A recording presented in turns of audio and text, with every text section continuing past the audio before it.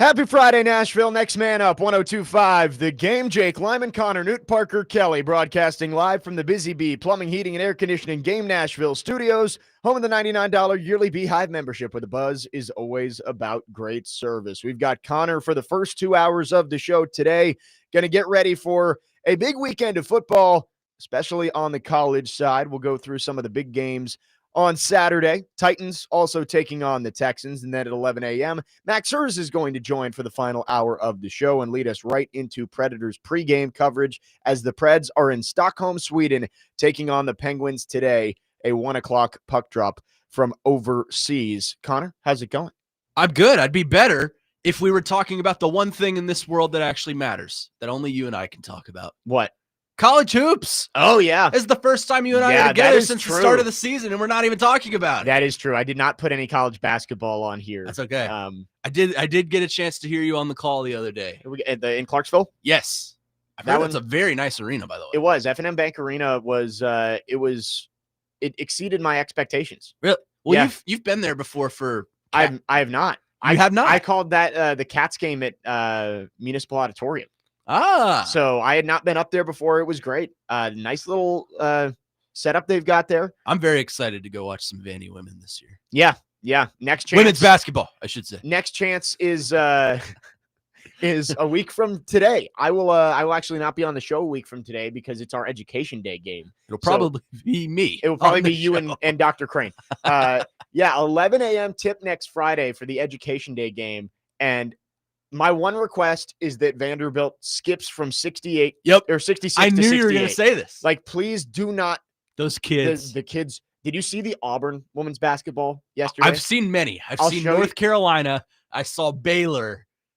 North Carolina was the funniest one because all these kids are just going insane. The Auburn shots, the crowd shots of the kids when they hit 67, it is like they all just were given free candy for life. Like, they are going insane. I will show you the clip, but yeah, that'll be last thing on that horrible number. Last week I was hosting with D-Mason, that's why I missed the show last week. Someone texted in their last four digits were 6769. Oh wow! I was like, some 13-year-old out there is listening to me say these all numbers timer and just laughing their ass off. That made their day. Anyway, yes, next Friday, the Education Day game. That's your next chance to come see Vandy Good old in Michaela Blakes. Nashville. But if you want to make the trip up to Bowling Green Wednesday, we're taking on Western Kentucky. Beat the Hilltoppers. Yeah, since MTSU ain't going to do it this week. Back at Diddle.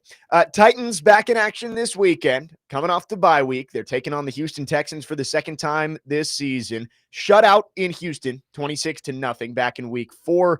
This time, though, no C.J. Stroud for the Houston Texans. It'll be Davis Mills under center for Houston. Not saying I'd pick the Titans to win this game, but if you're looking at opportunities to win where there are few and far between left on the schedule, this one is possible. You're at home. You're coming off the bye week. You should be rested up. Looks like you're going to get Calvin Ridley and Jeffrey Simmons back. Yeah. At the very least, it's not impossible for the Titans to win this game. It's not impossible, but it's improbable at this point. I mean, I think every single game except for the Saints game is improbable that they're going to win. I'll tell you the thing that I tell you every time the Titans play a team with a backup quarterback is no matter how good or how bad they are, they like to do this cute thing where they make the backup quarterback look like a Hall of Famer. Yeah. It's inevitable. So I would expect the very same from Davis Mills this week. He's going to look like a first ballot Hall of Famer. I mean, the Titans are capable of losing to anybody, right? At any professional team. We're not getting into this conversation of no, I'm Team Jake. Okay, on that good. One. You're not on Dr. Crane's side. They are capable of losing any given Sunday, but I think you look at this game, Cam Ward is going to decide how the Titans do in this game. Like, I think the defense is going to be better, and you're facing a backup quarterback. You finally have Jeffrey Simmons and Tavondre Sweat out there at the same time, so your pass rush, your run defense should be better. But this is going to be on Cam Ward. Can the offense have more success than they have previously? And again, you had no points against the Texans last time, so any points would be an improvement from that game. But you look back even at the game before the bye week against the Chargers, the team put up 20 points, but you had a pick six and a punt return for a touchdown. So the offense is going to decide whether this Titans team can stay in this game or not. Yeah, and it's going to be very helpful to see Calvin Ridley back on the field for the offense. Obviously, Chim DK has kind of come alive in the last few weeks, just creating his own plays. But it's going to be interesting to see how the offense gels together. I'm interested in the offensive line trying to contain this Houston defensive front because, oh boy, Danielle Hunter 3.5 sacks on Sunday against Jacksonville. He's absurd. Will Anderson is a remarkable player as well. It's going to be interesting to see how they hunker down and try to contain this defense. But on the other hand, you want to see if Calvin Ridley is back to being Calvin Ridley of last year. Right. That makes sense. Right. And I have a hard time believing that it's going to change that quickly just because that's kind of how football works and that's how regressing players seem to work. Let's be honest, Calvin Ridley's regressing at this point in his career. He's almost 30. He's not the player he was in Atlanta. Let's just say that. But you need him to kind of come alive because it helps your rookie quarterback. And contrary to some callers' beliefs, he is very skilled and he does have experience. So it's going to help the development of Cam Ward throughout the rest of the season. I want to see an improvement from first half of the season Cam Ward to second half of the season Cam Ward. Yes. Coming off the bye week, I think you need to see strides from Cam Ward because you can understand that it's difficult for a rookie quarterback when you're kind of just trying to tread water early on in the season. Like you've got all this being thrown at you. You have to prepare for a new game plan every single week, and the team around you is not very good. But you finally get to bye week to take a step back, and you're getting your number one receiver back. As much as Calvin Ridley has been a disappointment this year, he is the number one wide receiver for the Titans. And that is important, even if he is not going to put up 7 catches for 110 yards and a touchdown, which I wouldn't expect. Yeah. He is still going to draw the attention of the defense. I would assume Derek Stingley is going to be covering Calvin Ridley on Sunday. Yeah, probably. But that opens it up for Chim DK, doesn't it? Right. It opens it up for Chim DK and Alec Manor. Now, Kamari Lassiter is really good on the other side, too. Like, they have 2 good corners. They have 2 good pass rushers. But having Calvin Ridley out there does help this team, even though I don't expect him to be a impact, putting up fantasy numbers and all that kind of stuff. But it gives Cam Ward a more reliable option than Van Jefferson or who I forget is on this roster. Right, who just pops into the game every once in a while, or whoever they're calling up from the practice squad this week, whether it's James Prochet or Mason Kinsey. Mason Kinsey's on the active roster now, right? Or who it's not, because they will never call him up. Yeah, we keep at getting, this point. We got a text yesterday. I think it was Dustin from Hopkinsville said, it was Nevada Josh. He said, can this team I hope to hear stop from him today. asking, can this team catch the strep and stop acting like they're vaccinated? You know who I blame for this, right? It's his fault for starting it. Big Joe. Yeah, that's true. Big Joe was big on catch the strep. It's his fault. Yeah, I think he deserves an opportunity. And I've said that for the last couple of weeks is like, at this point, what do you have to lose? Put him out there. But the fact that they have chosen Mason Kinsey over him makes you believe that he's not ready. Yeah. Right? Like, Mason Kinsey, as he is the cockroach of the Tennessee Titans. As impressive as it is that this guy out of D3 Berry College has carved out a nice little career for himself. Shout out all the D3. Yeah, I knew you were gonna say that. Shout out Mason Kinsey, because what he has done is impressive. To be in the NFL as long as he's been, even as a career-long practice squatter, to be in the NFL as long as he has, coming out of a D3 school, very impressive. But we know what Mason Kinsey is. Oh, yeah. He is not going to make an impact on the offensive game plan for the Titans. But clearly, if you're calling him up and putting him on the active roster over Xavier Restrepo, the Titans don't believe that Xavier Restrepo is going to make an impact on the offensive game plan for the Titans either. And what has Xavier Restrepo really shown you on a pro level? Nothing. Well, you haven't seen him in a live game, of course, but even in the preseason, when he was out there, he was pretty ineffective. Right. I saw him out in practice all summer. Parker did too. He doesn't do much. Right. I mean, he is what he is right now. He is still a athletically challenged wide receiver who very successful, very productive at the college level, but pro level is a lot different. Right. And you need to see him prove it in practice. And maybe next year he has an opportunity to make the roster. I don't know. Mm-hmm. But clearly right now he's being used as a scout teamer exclusively, and he is not going to be called up anytime soon. I would hope it by the end of the year they give him one game. Just like what's the point of not? But there's giving him a nothing chance? wrong with a red shirt. Well, and he also has to be able to contribute on special teams. Yeah. Like your sixth wide receiver on game days is not going to be expected to be on the field offensively for 30 snaps. Like Right. you might get in here every once in a while, but Yeah. you have to contribute on special teams. Yeah, and obviously he hasn't done that. I'm with you. I'd like to see him get a chance just because what do you have to lose? And it'd be a cool story for him. But if he's that much of a detriment to your offense, then there's no sense in putting him in. Right. Speaking of having nothing to lose, do the Titans start to embrace that they are 1-8 and be a little bit more aggressive this week? We've seen the Titans still playing conservative, especially when they have opportunities to go for it. You look back at the Colts game, the 4th and 2 on the 43-yard line, did not go for it. I want to know if Mike McCoy is going to start playing a little bit more aggressively, like a team that is 1-8 and has no chance to do anything the rest of the season. 615-737-1025 is the phone number. If you want to text or call, our phone line's driven by WilsonCountyHyundai.com.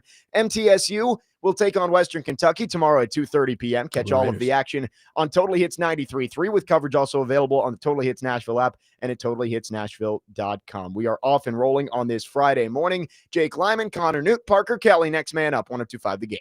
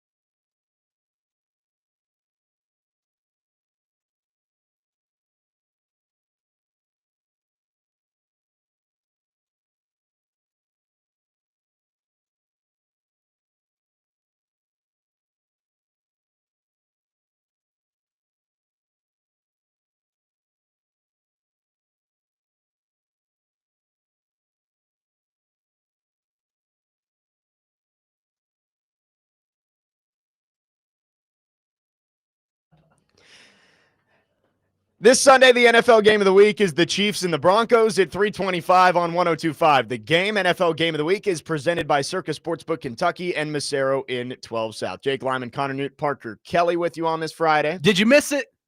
I did. I heard it continued while I was out. Yes, it did. That's good. I don't know which day Parker takes more pride in his music selection. Yesterday or today, Thursdays or Fridays. Well, I heard you talking about how music yesterday is better than Corey Day.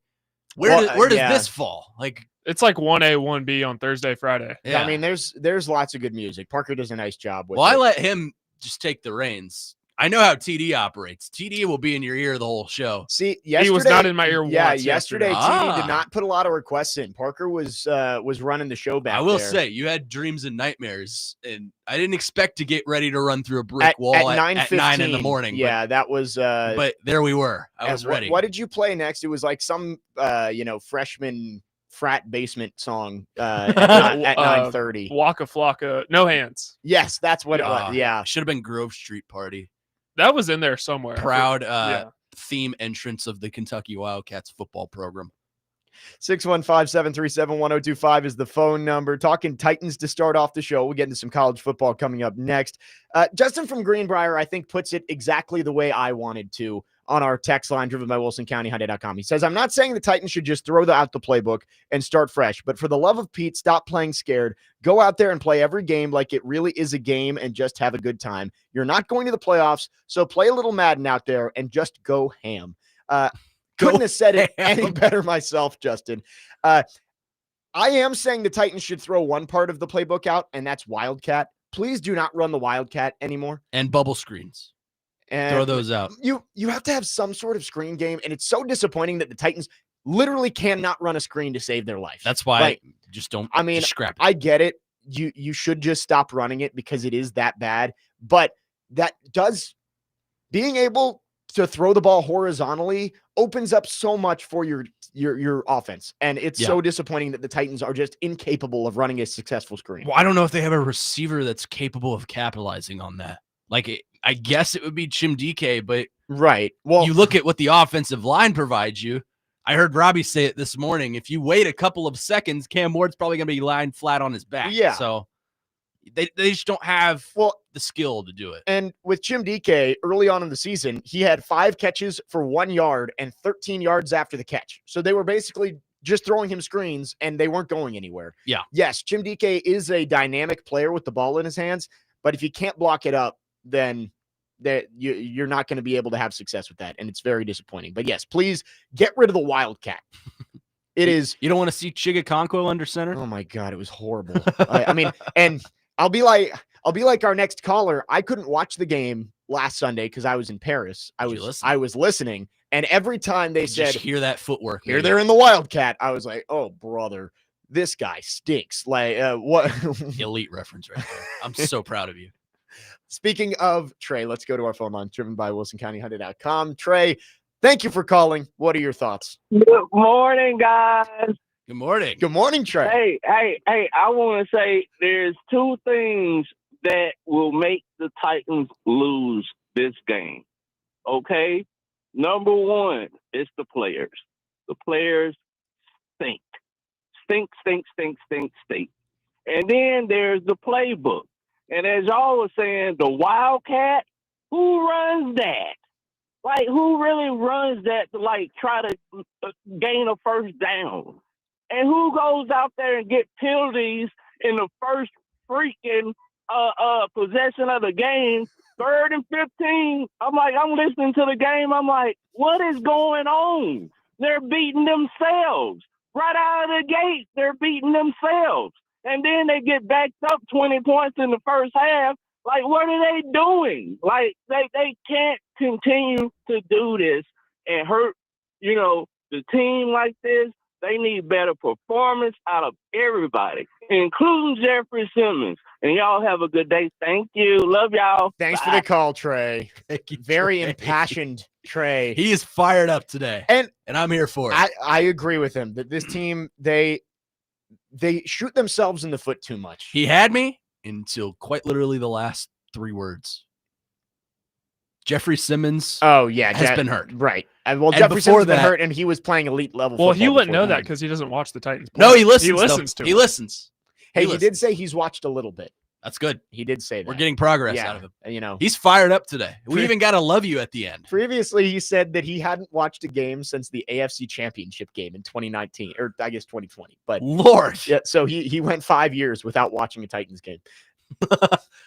he has literally listened to the transition. Our Titans football. lead analyst on the station, Trey, with some great I points mean, there. has Trey surpassed Adam in Portland in we terms of don't. analysts? Adam doesn't call nearly as much as he used to. I heard him this morning. He did call in yesterday. Yeah. I want to. Yeah, he called in yesterday. But Adam doesn't call nearly as much as Trey does. We get Trey on every single show, every single day. We need a Mount Rushmore of callers on and off the air. I think Trey would Dustin be on there. from Hopkinsville is on Dustin there. and Hopkinsville would be there. 100%. Dominique would be on there. See, Dominique is a behind the scenes caller. Yeah, they don't understand. The rest of Middle Um, Tennessee doesn't know about yeah. Dominique. And the preacher guy would be on there. Who is Oh. who is the caller who always calls into DVD? Is it Rick? It's Mark. Mark. Yes, Mark. I met Mark, not in person, but I got to talk to him for the first time last week, and basically he ended the conversation with, "I hope you're laying in bed thinking of me tonight." All right. So I was like, "Okay, I will." Great. I've never had the pleasure of speaking to Mark. I don't think he's ever called into our show, but I did hear him call in to DVD earlier this week. So maybe he would be on the Mount Rushmore. Trey certainly is up there. Trey's the George Trey Washington is of the that. George Washington of our callers. But the Titans, I don't understand why they play so scared at times. And Yeah. it's like they get in their own way. Stop being so cute and worried about what if this goes wrong. Go out there and just rip it. Like, I would love first play of the game on Sunday against the Texans. Take a shot. Yeah. Like, Well, try I and think set the tone. I think that's a product of the system that's trickled down, and obviously he's not here anymore. But look at who your head coach was. Yeah. He called scared. He looked scared on the sidelines, and I think that kind of continues without him as his staff is still here. And Mike McCoy may be even more scared than Brian Callahan in terms of play calling. So I think it's just a product of the system that they've built and the play calls that they throw out there. Hey, let's punt the ball on our own 35 or On the on Colts the 42. Colts 42. Yeah, it's ridiculous. Like, I cannot wait for a system overhaul here. And Yeah. we got a while before that happens. But No, I mean, nothing significant is going to change with this team until you get a new coach in here. But the mentality can change for this team of, hey, let's just see what we've got. Let these guys go out there and play, and don't worry about the results so much. Just go out there and play and let it rip and see if you can upset somebody, because I you're don't going to think be an it's- underdog in every game. I don't think it's a mentality across the board, though. Like, I think you have select players that defy that mentality. Like, Cam Ward is one of those, right? Cam Ward's not afraid to go make a play. Yeah. And you have guys on offense, too, that are not – Jim DK is not afraid to make a play. However, I think the bad outweighs the good here. You have, just this scared mentality, not across the board, but From the top. that's sprinkled throughout. Yeah. And it's just – you can see it reflected on the field. Well, and you look back at the play we were referencing the most is that fourth down in Indianapolis where you're down by 10. You have a chance to go down and see if you can make it a game. And then one play later, you give up an 80-yard touchdown run and the game's basically over. And you can see Cam Ward coming off the field and saying, come on, Mike, what are we doing? Go for it. I may have omitted some colorful language in there from Cam Ward as well. But like, he wants to go out there and let it rip and go make a play. Let your young quarterback go have a chance to make some plays down the stretch. Again, you're 1-8. It's not going to get any better. You're probably not going to win any games, but you're definitely not going to win any games if you play not to lose. Yeah. Because play to win, man. This team is not talented enough to play not to lose and win a football game. You've got to go play to win. You have to make plays. You can't just hope the other team doesn't make plays. That's not a sustainable way to win football games. That's the Brian Callahan mentality. 615-737-1025 is the phone number. If you have thoughts, we'd love to hear from you. Our phone line's driven by WilsonCountyHyundai.com. We've got some texters campaigning to be on the Mount Rushmore of callers out there. Thomas on a car phone. I think we need to separate it from callers and texters. Callers. Yeah, Thomas on a car phone is more of a texter. Yeah. Devin would put and him on Dixon there. says, wow, it's a Music City miracle that Trey didn't roast Cam Ward today. Roast is a stretch. I think it's just unfairly take shots that he doesn't deserve. Stephen from Hendersonville says, groundbreaking analysis by Trey. The players stink and the coaches stink. What's left? The beer guy doesn't have the correct change. Besides the Jimmies and Joes and the X's and O's, what other element is there to winning a football game? It's fair. Yeah. It's the strategy. It's the talent on the field, and the Titans don't have much of either right now.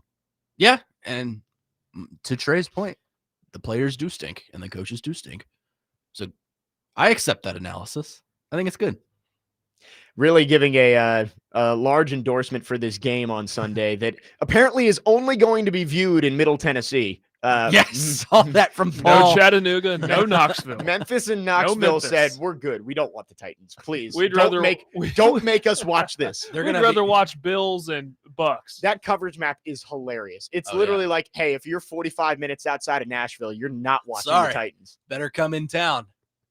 But if you are in Nashville and looking for a great spot to pregame before the Titans and Texans game this Sunday, stop by John Bon Jovi's. JBJ's has the best food on Broadway, cold beer and cocktails, and stunning skyline views, including 2 epic rooftops. Catch the pregame show next Sunday on 102.5 The Game, brought to you by Parman Tractor and Equipment and Circa Sportsbook, Kentucky. Jake Lyman, Connor Newt, Parker Kelly with you. When we come back, we'll get into college football. It's a big weekend coming up. Vanderbilt might not be playing, but there are certainly some games that they will have their eye on tomorrow. We will get to that coming up next. You're on Next Man Up, 102.5 The Game.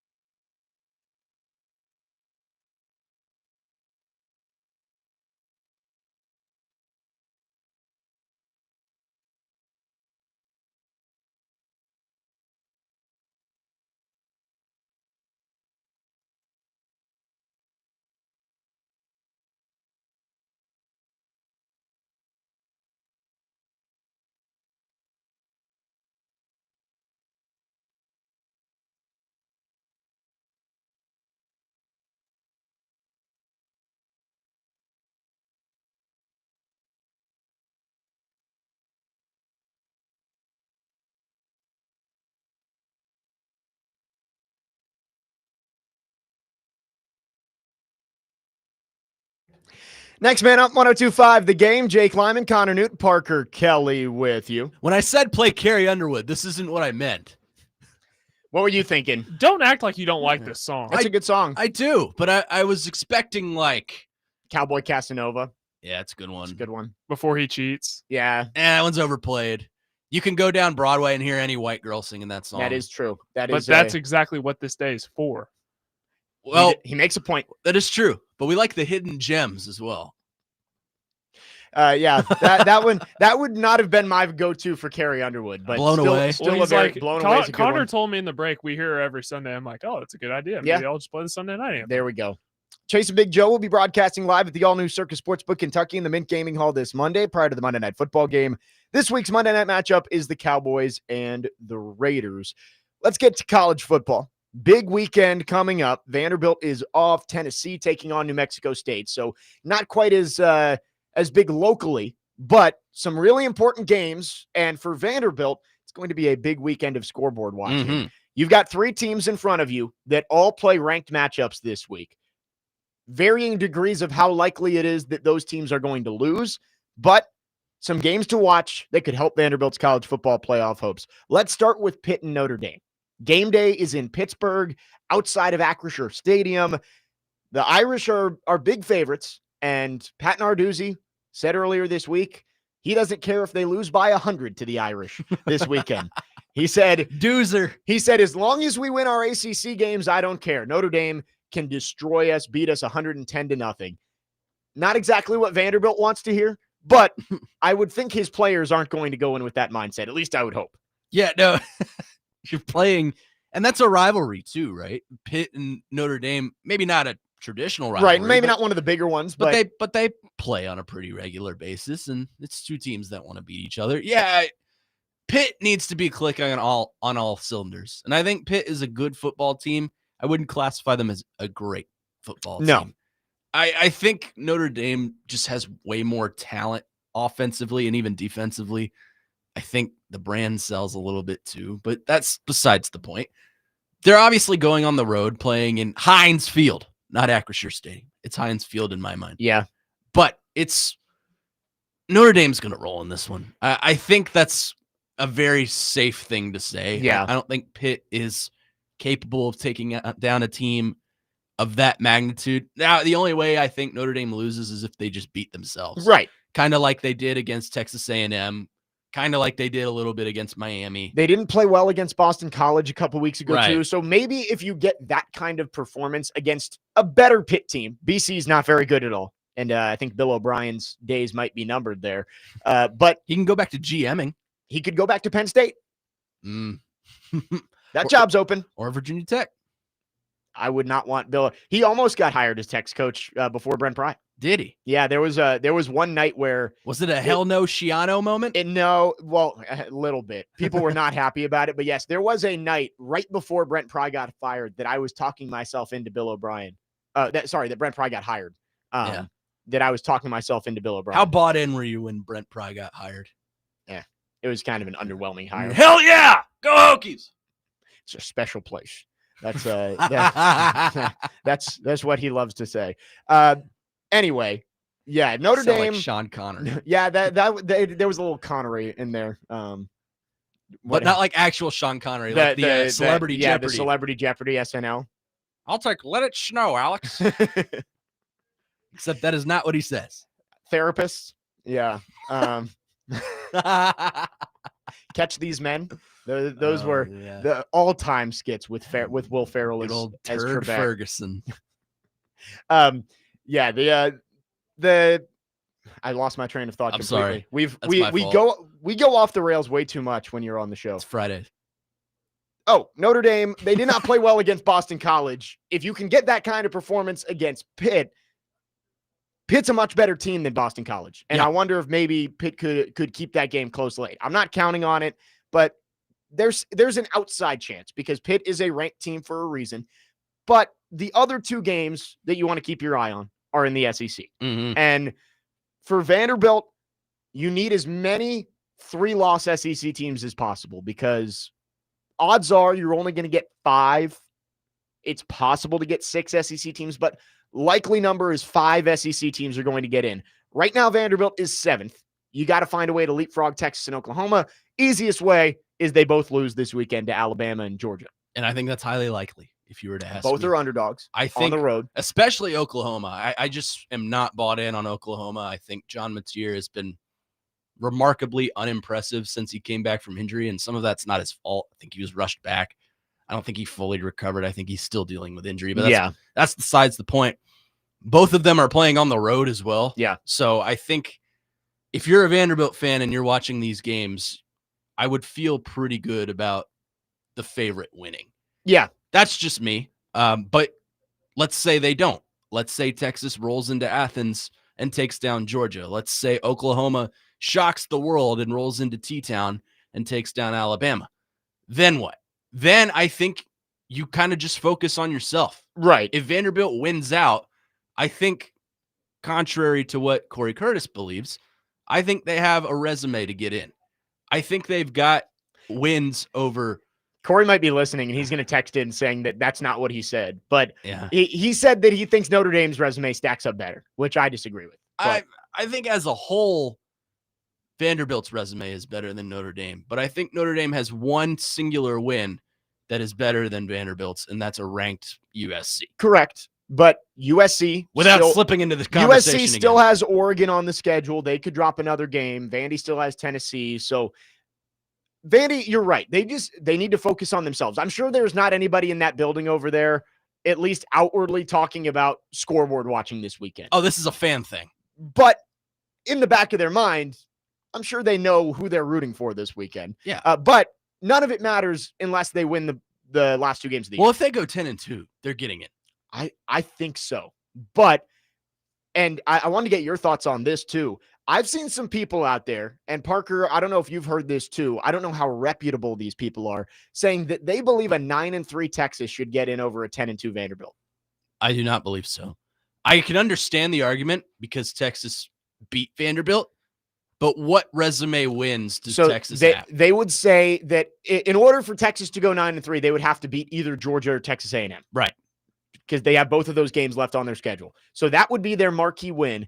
2 of their 3 losses would be against Ohio State and either Georgia or Texas A&M in that scenario. Here's where I stand on that. I think Texas has 2 better wins. However, losses have to account for something in the regular season. Yeah. Vanderbilt has less. Vanderbilt should get the nod, even though Texas has the head-to-head. I could not agree with him more. I could understand the argument if it was a Texas team that was 9-3, and let's say all of its losses were Ohio State, Georgia, A&M, right? But you dropped one to Florida. 3 top 5 teams. They lost to Florida. And I think that loss is disqualifying if you're a 3-loss team. Similar to last year, Alabama, 9-3. They ended up on the outside looking in because they lost to Vanderbilt, right? Vanderbilt, great season last year, but they were 6-6. And Alabama lost to them. That was the disqualifying loss that made them not be able to get in as a 9-3 team. I think that's the same with Texas in the Florida loss. And even beyond that, I mean, you look at the 3 9-3 teams last year that were SEC programs that got left out. All of them had some sort of loss that kept them. Ole Miss lost to Kentucky. Right. Great day.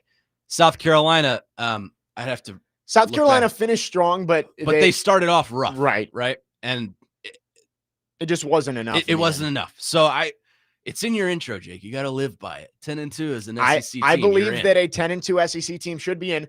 But I agree with you. If you get to a point where there are 7 10-2 teams, somebody has to get left out. But I think Vandy is in a good spot if they're able to win out. But you are looking for some help this weekend. We'll talk more about those games on the other side. Big one, Texas and Georgia. Arch looked good against Vanderbilt. Can he build on it, and can he beat the Dogs in Athens tomorrow night? We'll talk about it coming up next. Jake Lyman, Connor Newt, Parker Kelly. Next man up, 102.5 The Game.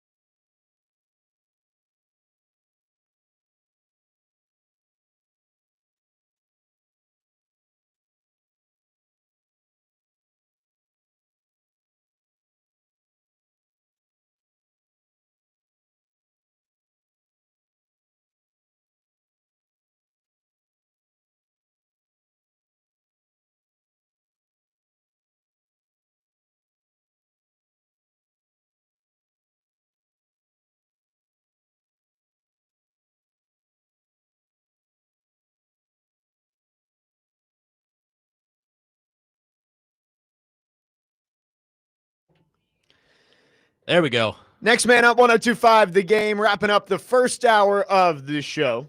Jake Lyman joined by Connor Newt until 11 a.m. Max Herz will join us at 11 for an hour, leading right into Preds pregame coverage. Predators and Penguins, 1 o'clock puck drop today from Sweden. Out there overseas for the Global Series, and 2 chances for the Preds against the Penguins over the next 3 days, trying to turn the season around as they have now lost 5 games in a row. Talking college football here to wrap up the first hour of the show. Big game in Athens on Saturday, Texas and Georgia. Is this Texas team back? They look good against Vanderbilt, nearly blew it at the very end as Vandy almost erased a 24-point deficit in the fourth quarter. But the Texas offense looked better. The Texas defense obviously is talented. There's a reason that they were the preseason #1 team in the country. Do we think this team has the talent to go into Athens and get a big win and put their playoff hopes back on track? I want to say yes. I'm so split on this game. And I'll tell you, that's part of the reason, because I think Texas is finally getting it together. I think they look like the team that they're advertised to. Yeah. Maybe not the #1 team in the nation like they were in the preseason, but I think they're a top 10 team right now. Georgia is a good team. The problem with them is I don't know what they are. Like, they'll come in and they'll dominate Mississippi State or something. And then they'll be struggling against Auburn or Tennessee or a team that they are clearly better than. So I don't know what's going on with Georgia. And maybe those 2 games aren't perfect examples. They are both road games. But Georgia, I think, they're a good team.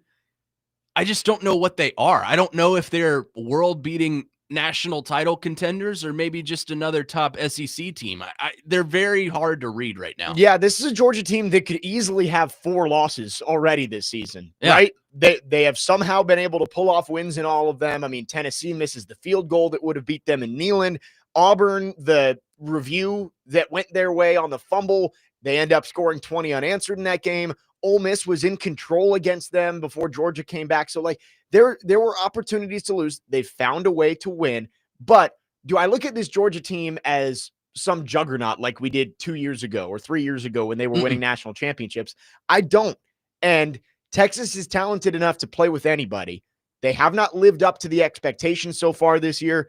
But if I'm looking at a game for Vandy that I think scares me a little bit of, like, hey, if Texas wins this game, your playoff hopes get a little bit smaller and that path gets a little bit narrower, because I just don't know if 6 SEC teams are going to get in.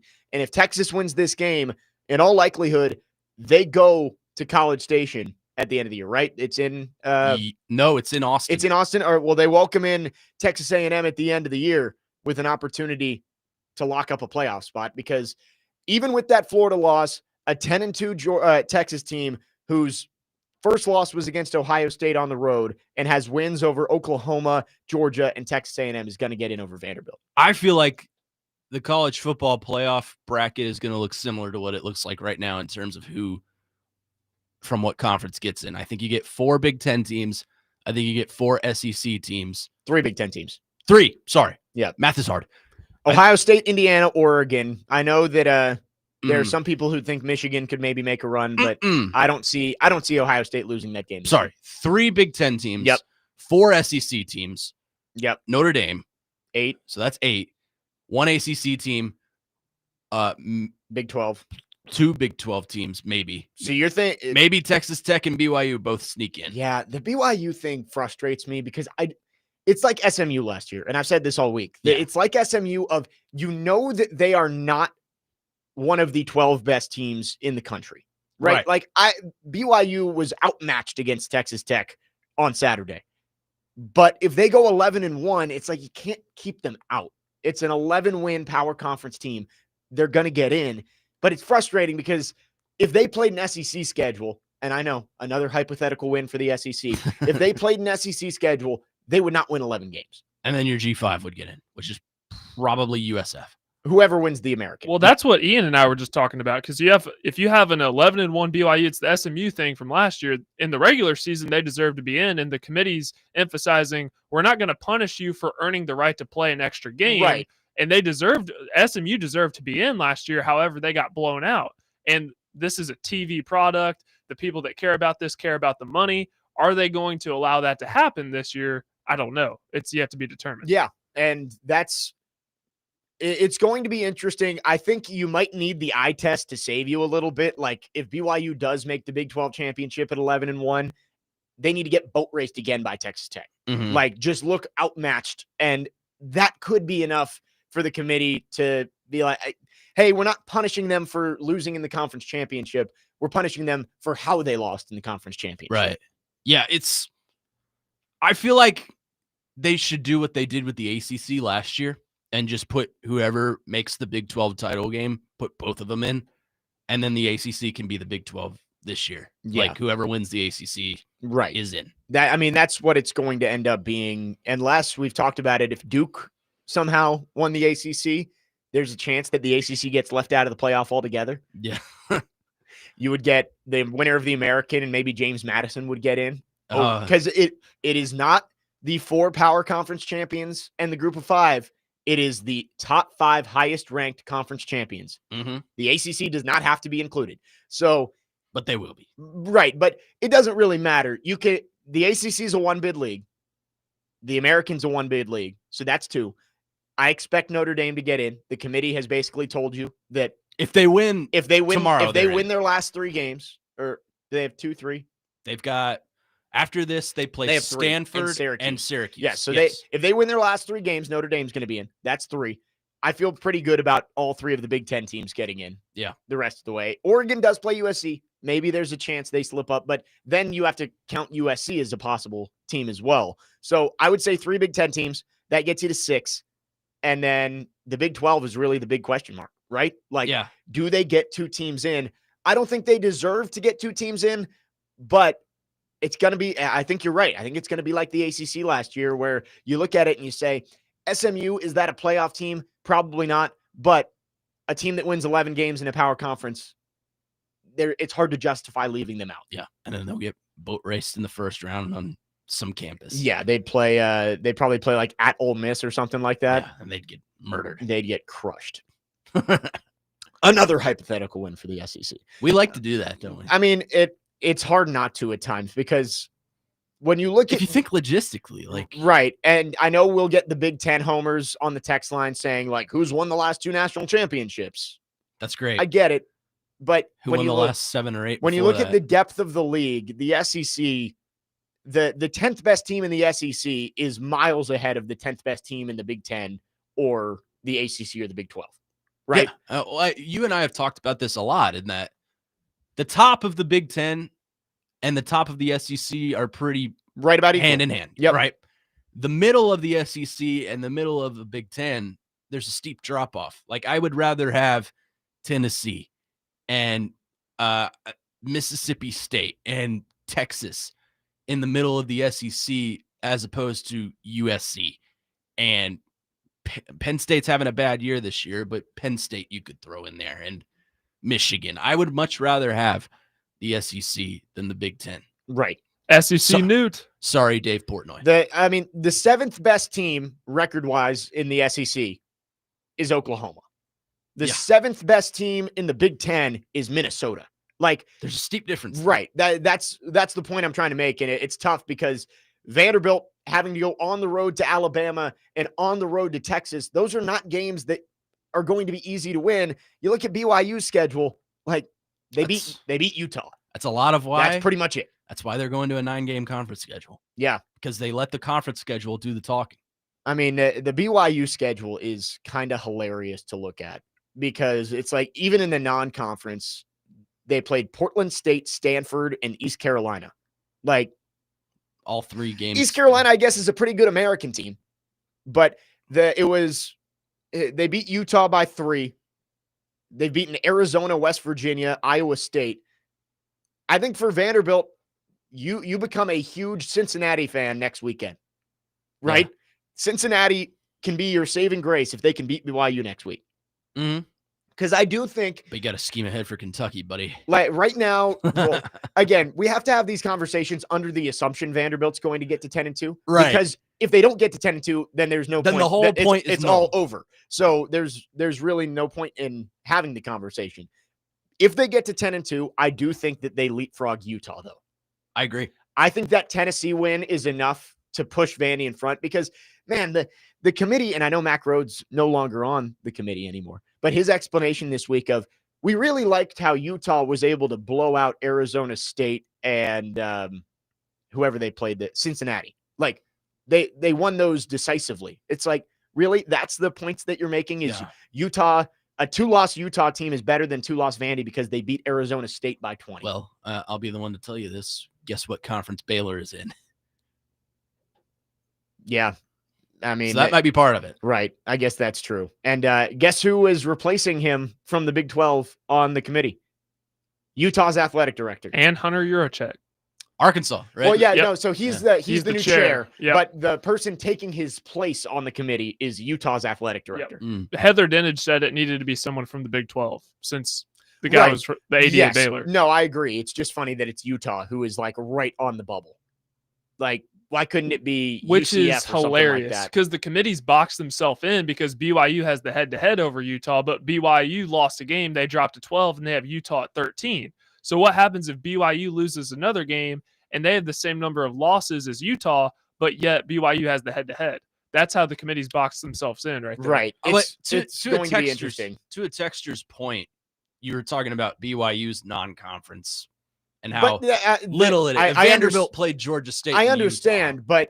but and Virginia Tech, no offense. Virginia Tech's better than Stanford. And I would say, the rest is comparable. But the point I was trying to make is BYU has a weak conference schedule, and they didn't schedule up in the non-conference. No, I agree with you. That was the point I was trying to make is like, for Vanderbilt, it doesn't make sense to schedule Michigan or something in the non-con because you have to play an SEC schedule. Right. Alabama's going on the road, or Vanderbilt's going on the road to Alabama. BYU's going on the road to West Arizona Virginia State. or something like that. Yeah. So that was the point I was trying to make. Obviously, Vanderbilt's non-conference schedule wasn't a gauntlet, but the SEC is. The Big 12, not so much. 615-737-1025 is the phone number. Hour number 1 in the books. We still got another hour with Connor talking football. We'll do our Monday headlines at 10:30 today, and then Max Herz joins us at 11. Hour number 2 coming up next. Jake Lyman, Connor Newt, Parker Kelly. Next man up, 102.5 The Game.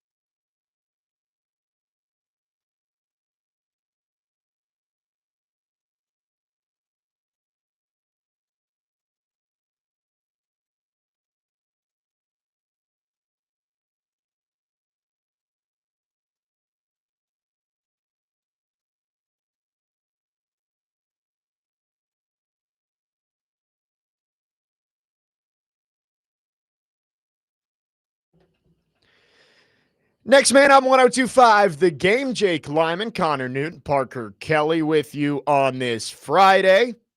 Max Herz coming up at 11 o'clock to talk some Preds before pregame coverage at noon. Puck drop from Sweden is at 1 o'clock. Sweden. Every time I think of Sweden, I think of it was the character from the Muppets. The Swedish chef. Yeah. I heard. That and the Rock, like 20 years ago, cut a promo, and I can't repeat a lot of it because it would not hold up today. But he goes, and if you need further clarification, let the Rock tell you in Swedish. And he goes, yeah, the Swedish chef, all-time character. Character. It's an all-timer. We are broadcasting live from the Busy Bee Plumbing, Heating, and Air Conditioning Game Nashville studios, home of the $99 yearly Beehive membership, where the buzz is always about great service. Talking college football here. Vanderbilt with some scoreboard watching this weekend. We talked about Texas and Georgia. Alabama also hosting Oklahoma. The Sooners likely going to be in the playoffs if they win this game. They finish with Missouri and LSU, and Missouri still going to be starting a freshman quarterback. LSU, I don't think, has all that much to play for. And they're at home against LSU, right? Right. Yeah. And I did just see during the break, speaking of LSU, guess who is a candidate for the Arkansas job? Libby Dunn. Coach O. Go Tigers. Woo Pig Suey. Can you imagine?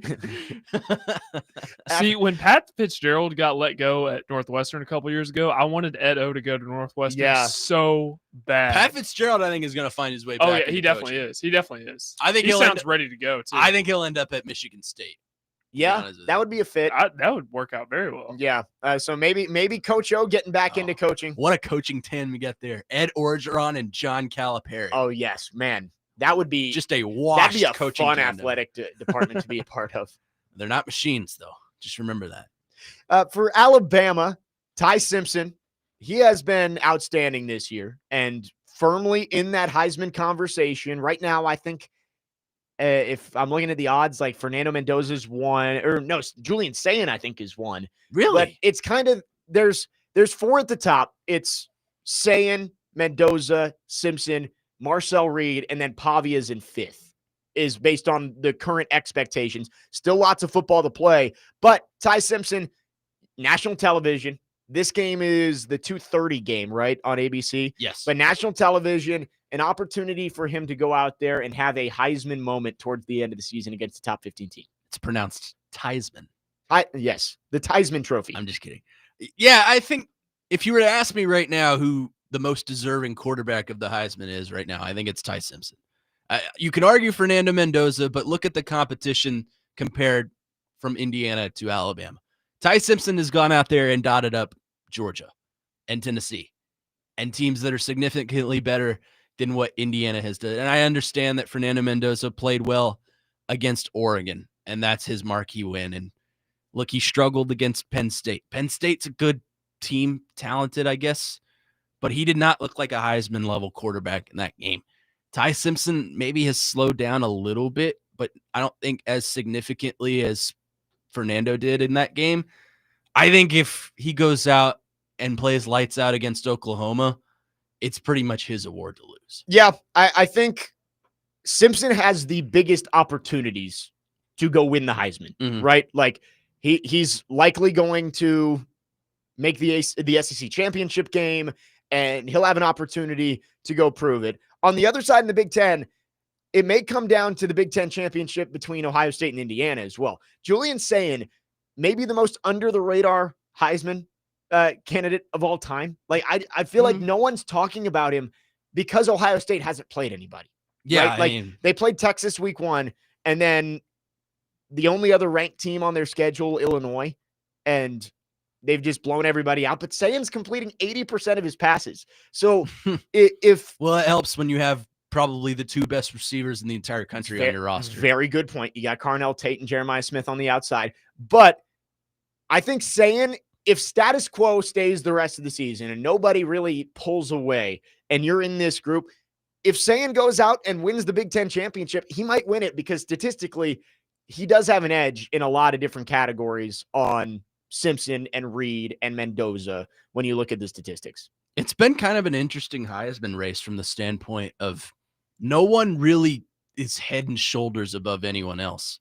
And I do think it's pretty much locked in that it's a quarterback award this year. Yeah, Jeremiah Love will get some votes. Yeah, but he's not going to. I would doubt he gets a seat in New York, and he's obviously not going to win it. Yeah, I mean, if you were to ask me, New York, I think it would be Simpson, Mendoza, Sayin, and either Reed or Pavia. Yeah. One of those two. But it's very clearly a quarterback award this year. Sayin, to my point, I think he benefits from having probably the most talented offense in the entire country. Yeah. Throwing the ball to Carnell Tate and Jeremiah Smith. And it helps that he hasn't played anyone, like you said. I think we'll find out a little bit of what he is in the Big Ten championship. Yeah. And Michigan even against game Michigan. as well. Yeah. Just because, not that I think Michigan is this uber talented team, but that's a rival. You're playing in Ann Arbor. And it's the game. Like, It is the game. That is, you're going to have the most eyes you've had on you, I guess, with the exception of maybe the Texas game at the beginning of the year. And that's where you can go make a statement.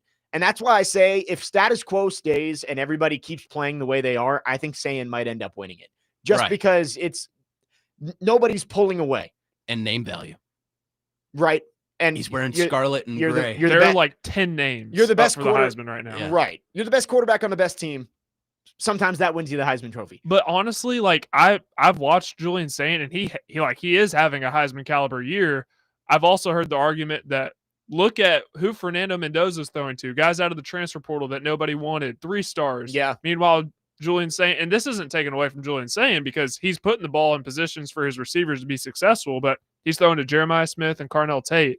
I think he'll win a Heisman at some point, but I'd love to see Ty Simpson or Mendoza be the front runner. Yeah. And there's a difference in putting the ball in the right place with talented receivers like that against Illinois, as opposed to what Ty Simpson is doing and putting them in a position against Georgia. No, and that's fair. And talking with Corey Curtis about this on Wednesday, I think Diego Pavia, I think he deserves to be in the conversation, but it is going to be tough to win it when, as things stand right now, you're going to get the other 4 Heisman candidates playing in conference championship games against each other. And it's like, if it's Marcel Reed and Ty Simpson head-to-head and Julian Sayin, Fernando Mendoza head-to-head, Diego might get forgotten a little bit that week, even if he does finish the season strong. And if you're going specifically off of statistics, I don't think that Pavia stacks up to those other 4. Lately, though, his stats have started to catch up. I agree with you. Heading into that Texas game, you looked and you said, all right, the stats really don't match up, even though he has such a big impact on his team. The Auburn game helps him a lot. Well, I mean, he's thrown for like 700 yards, 6 touchdowns, no picks, and run for like 200 with a touchdown as well on the other side. So Pavia, I think his leading campaign message is what he's done for his team. Right. He has turned Vanderbilt into a college football playoff contender. The other 4, I think going into this season, you could have looked at them and thought, okay, they're probably pretty easy conference contenders. So for Pavia, that's his leading case. I agree. I do think if you're making a case for Diego Pavia, it's that no one has had a bigger impact on his team than Diego Pavia. I don't think. Like, Ty Simpson's been great. Fernando Mendoza's been great. Julian Sayin, Marcel Reed. But if you plug those guys in on Vanderbilt, I don't know if Vanderbilt is 8-2 right now, right? Like, I think Diego Pavia, the way that he's elevated this team, deserves at least some merit. I don't think it's going to be enough to win it, but I hope he gets a seat in New York. 615-737-1025 is the phone number. I think we're going to get a dose of Julian Sayin and Ohio State love here as we go to our phone lines, driven by WilsonCountyHyundai.com. Dr. Locke is on the line. Thanks for calling. What you got for us today? Oh, you bet your ass you guys are. Hey, it's about time you guys finally admitted who the best team in the nation is. No question. They wear scarlet and gray. We are mowing everybody down. We started off with that weak-ass Texas team, that $20 million team that went and got bought and came up and got a good one. We blew them off the ball on the O-line, blew them off the ball on the D-line. And you're not even touching the best thing about Ohio State this year. It's not our 2 wide receivers who are going to go in the first round. It's not our Heisman quarterback, just saying. It's the defense. We are the number 1 statistic defense. We're not just blowing teams out by 30 or 40. They're not even scoring on us. So, I mean, look at the scores against us. 3, 7, 3, 10. We are annihilating people. No, they are the best team in the country. They've been the number one team for 3 months. So there's not a team in the SEC. You can pander all you want. You can talk about your middle. You can talk about the middle of the SEC. Well, guess what? The middle of the SEC is going to be playing in a Poulan Weed Eater Bowl. You're going to get your 3 or 4 or 5 teams, and we're going to smack any one of those guys by 14 points. We'll see how it turns out. Championship. Thank you for the call. Yeah, Ohio State, he's not wrong. They've got talent everywhere. I mean, Jeremiah Smith and Carnell Tate, we mentioned at wide receiver, but you've got maybe the best probably the best player in this year's upcoming draft, Arvell Reese. All right, let's play a little game. And Caleb Downs. I'm glad Ohio State and Indiana and Oregon can carry the water for the rest of the Big Ten. For the sake of being fair, let's play a little game here. Yeah. In Big Ten conference play, Ohio State has played unranked Washington, unranked Minnesota, number 17 Illinois at the time, now unranked. A horrible Wisconsin team that they shut out.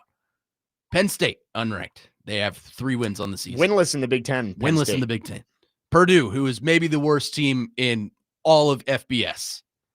UCLA and Rutgers the next. They got UCLA and Rutgers. I mean, I don't understand how you can compare that schedule to some of the teams or some of the schedule. Look at Vanderbilt's schedule in the SEC. I don't understand how you compare that schedule to an SEC schedule and think that's even comparable. Right. I mean, Ohio State, 100% talented, maybe the most talented team in the country. But yeah, that schedule makes it makes Indiana's schedule last year look like a meat grinder. And I full-heartedly agree. Right now, Ohio State's the best team in the nation. They got a number 1 next to their name for a reason. And you got to give them credit. They did schedule Texas in the non-con. So they played a very tough out-of-conference game to start the year. Out of their control that Penn State was horrible this year and fired James Franklin. Out of their control. I mean, we want to talk about the middle of the SEC playing in a lawnmower bowl. The middle of the Big Ten may not even be in a bowl game. Yeah, I mean, Washington, Minnesota, Wisconsin, Purdue, UCLA, Rutgers. And honestly, Ohio State can't control that. But the Big Ten, it just goes to show that the Big Ten just doesn't have the depth. Right. That's all it shows. I do expect Ohio State to be right in the thick of the national championship race and once we get to the playoff. Like, I think there's a good chance that they go back-to-back, but acting like it's going to be a cakewalk playing Alabama or A&M or Ole Miss or Georgia. Annihilating teams. Like, There's a reason you're annihilating teams because you're more talented than them. Right. 615-737-1025 is the phone number. Continuing to talk college football, we'll take your thoughts on our phone and text line driven by WilsonCountyHyundai.com.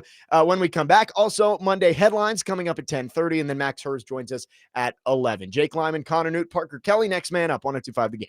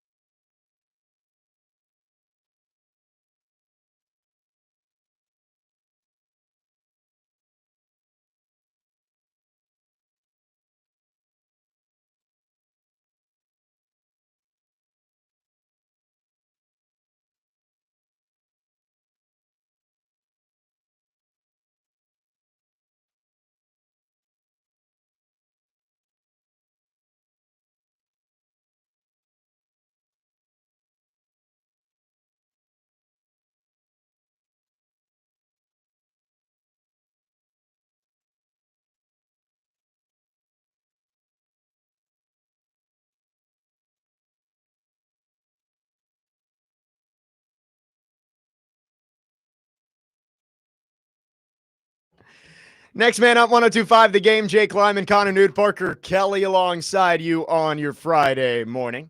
Max Herz will join at 11. We'll lead you right into Preds pregame today over in Sweden, taking on the Penguins. 1 o'clock puck drop. We have devolved into the SEC versus the Big Ten conversation. Dr. Locke has drug us back there.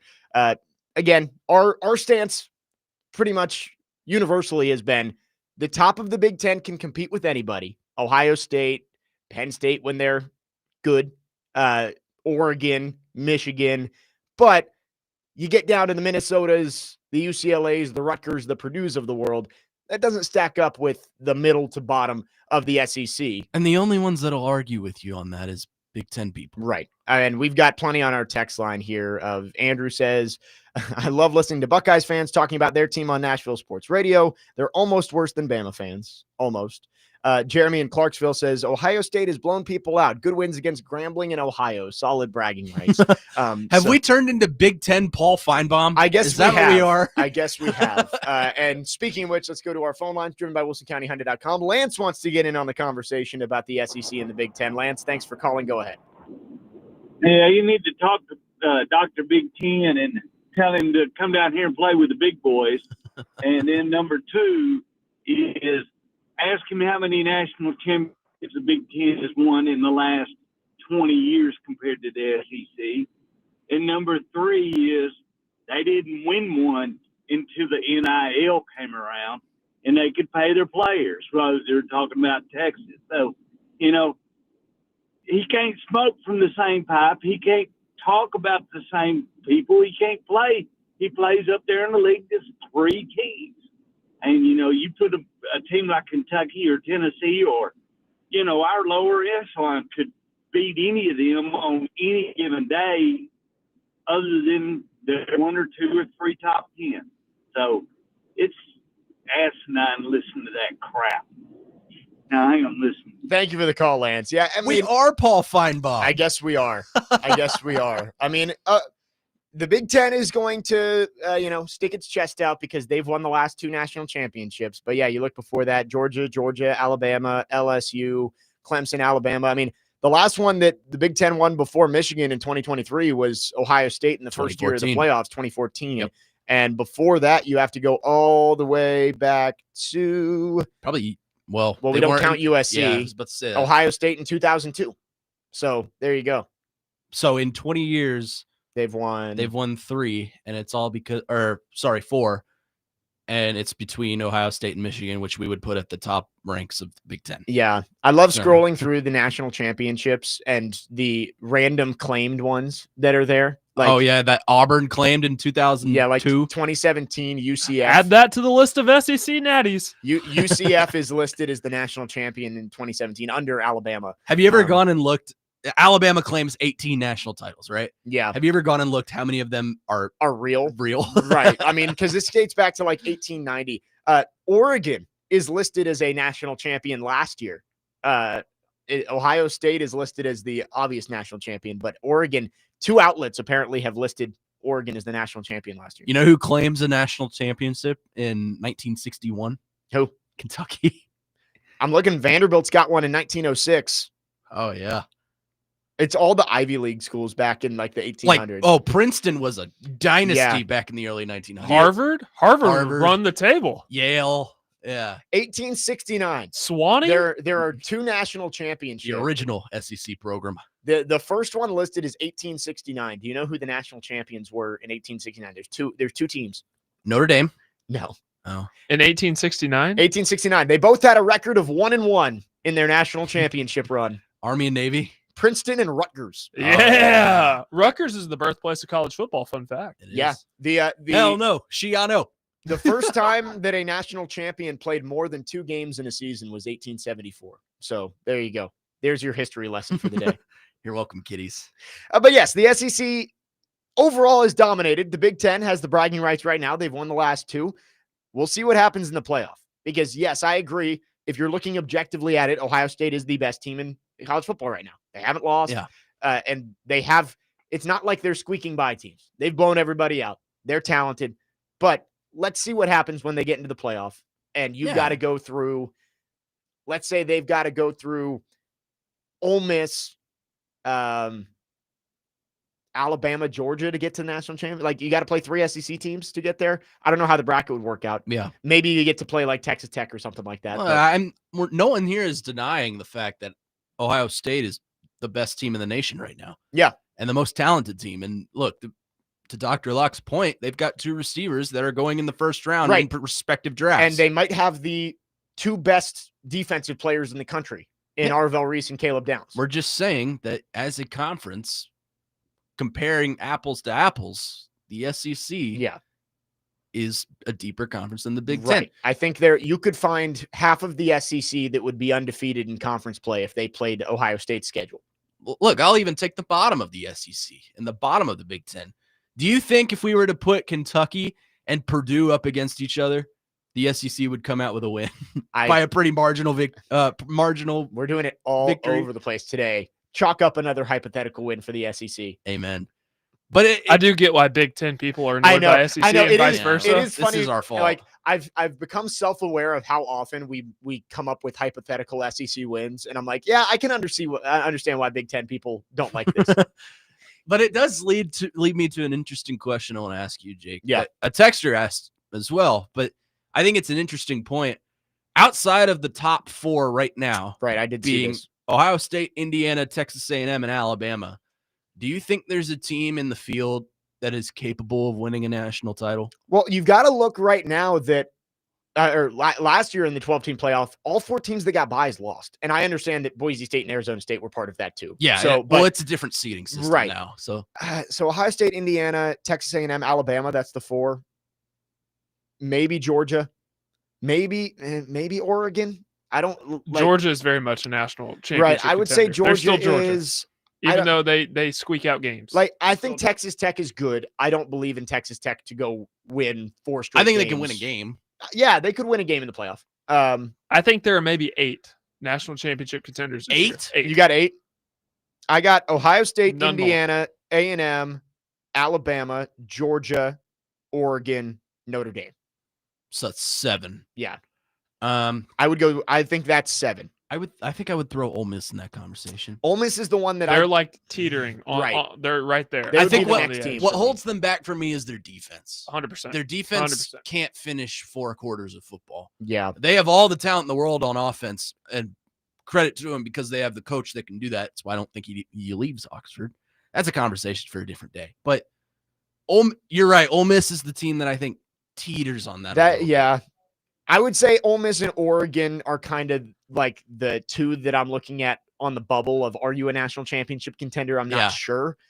I would put Notre Dame in there. I think Notre Dame is talented enough to play with anybody, but I also, if it comes down to it and it's Notre Dame, Ohio State in the national championship, I would pick Ohio State.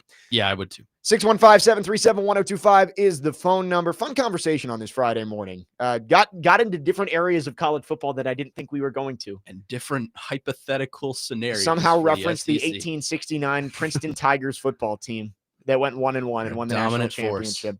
When we come back, we're moving Monday headlines up an hour because Max Herz is going to join us at 11. What are we going to be talking about after the weekend? We will try and predict coming up next. Jake Lyman, Connor Newt, Parker Kelly, next man up, 102.5 The Game.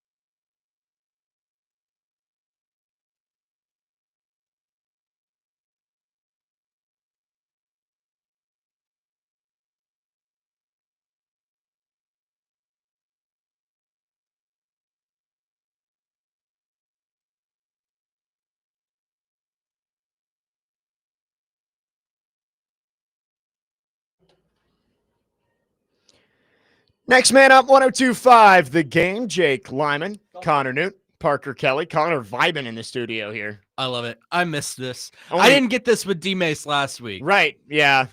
And I don't think he would understand it the way you I don't know it. if he would.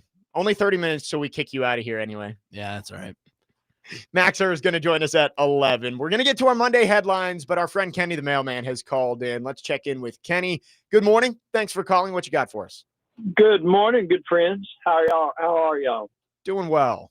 This is the first time I've ever really even had to notice or participate in playoff talk and trying to figure out how Vandy can do this or that. It's a pretty good feeling.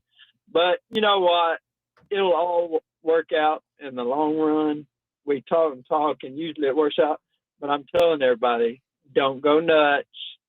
Don't jump off a ledge when Texas gets in with 3 losses and Vanderbilt doesn't, because it's going to happen.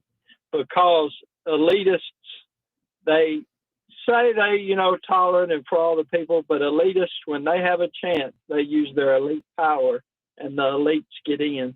I had no idea last year. I went to the Texas game, and I'd always heard for fun, the upside down horns. Y'all know what that is. Yeah, horns down. Well, I did it just to see what happened. Oh, my gosh. You'd have thought I'd drawn a pentagram on a church. Just the pearl clutched, the histrionics. I think they've even tried to go to the SEC and get that made a personal foul if an opposing player does that in the game. Did y'all know that? I believe they got the Big 12 to do it before they moved to the SEC. I think they're supposed to be in the SEC too, but when something like that, if I know something like that bothers you that much, I go out of my way to do it. Yes. But I'm just warning people now, when the elites get a chance, they will change the rules the night before. They will figure out a new way to figure things and everything. So it's going to happen. Hey, if Vandy goes 10-2 and goes to the Citrus Bowl, it would still be the greatest season ever for me. And I don't know if this smile will ever be wiped off my face, but everybody get ready for it. Y'all have a great day. Thank you for the call, Thanks, Kenny. Yeah, it would be really tough to handle if a 9-3 Texas got in over Vanderbilt. And the head-to-head doesn't help in that argument, but I still think that Florida loss would be enough to push Vandy over. I agree with you. Yeah, especially seeing what Florida did last week. Right. By yours truly. Yes. Florida. Not me. I didn't do anything. What, 38-7? What did it end up being? Yeah, 38-7. Lagway got benched because he had 4 turnovers in the first half. So disappointing, DJ Lagway. Such a talented player. I think if he gets a better coach, he'll be all right. Yeah, I mean, he's going to get another chance. 5-star quarterback. Look at what Jackson Arnold. I mean, he was horrible at Oklahoma, got benched, and still found his way to millions of dollars in the transfer portal. And it's still horrible, believe it or not. Yes, got benched again at Auburn. 615-737-1025. If you have any thoughts, you can text or call. Our phone line is driven by WilsonCountyHyundai.com. It is time for our Monday headlines. What are we going to be talking about after the weekend? Let's start with one for the Titans game. Didn't have to do one last week for the Titans with the bye week. What are you predicting is going to happen this weekend for the Titans?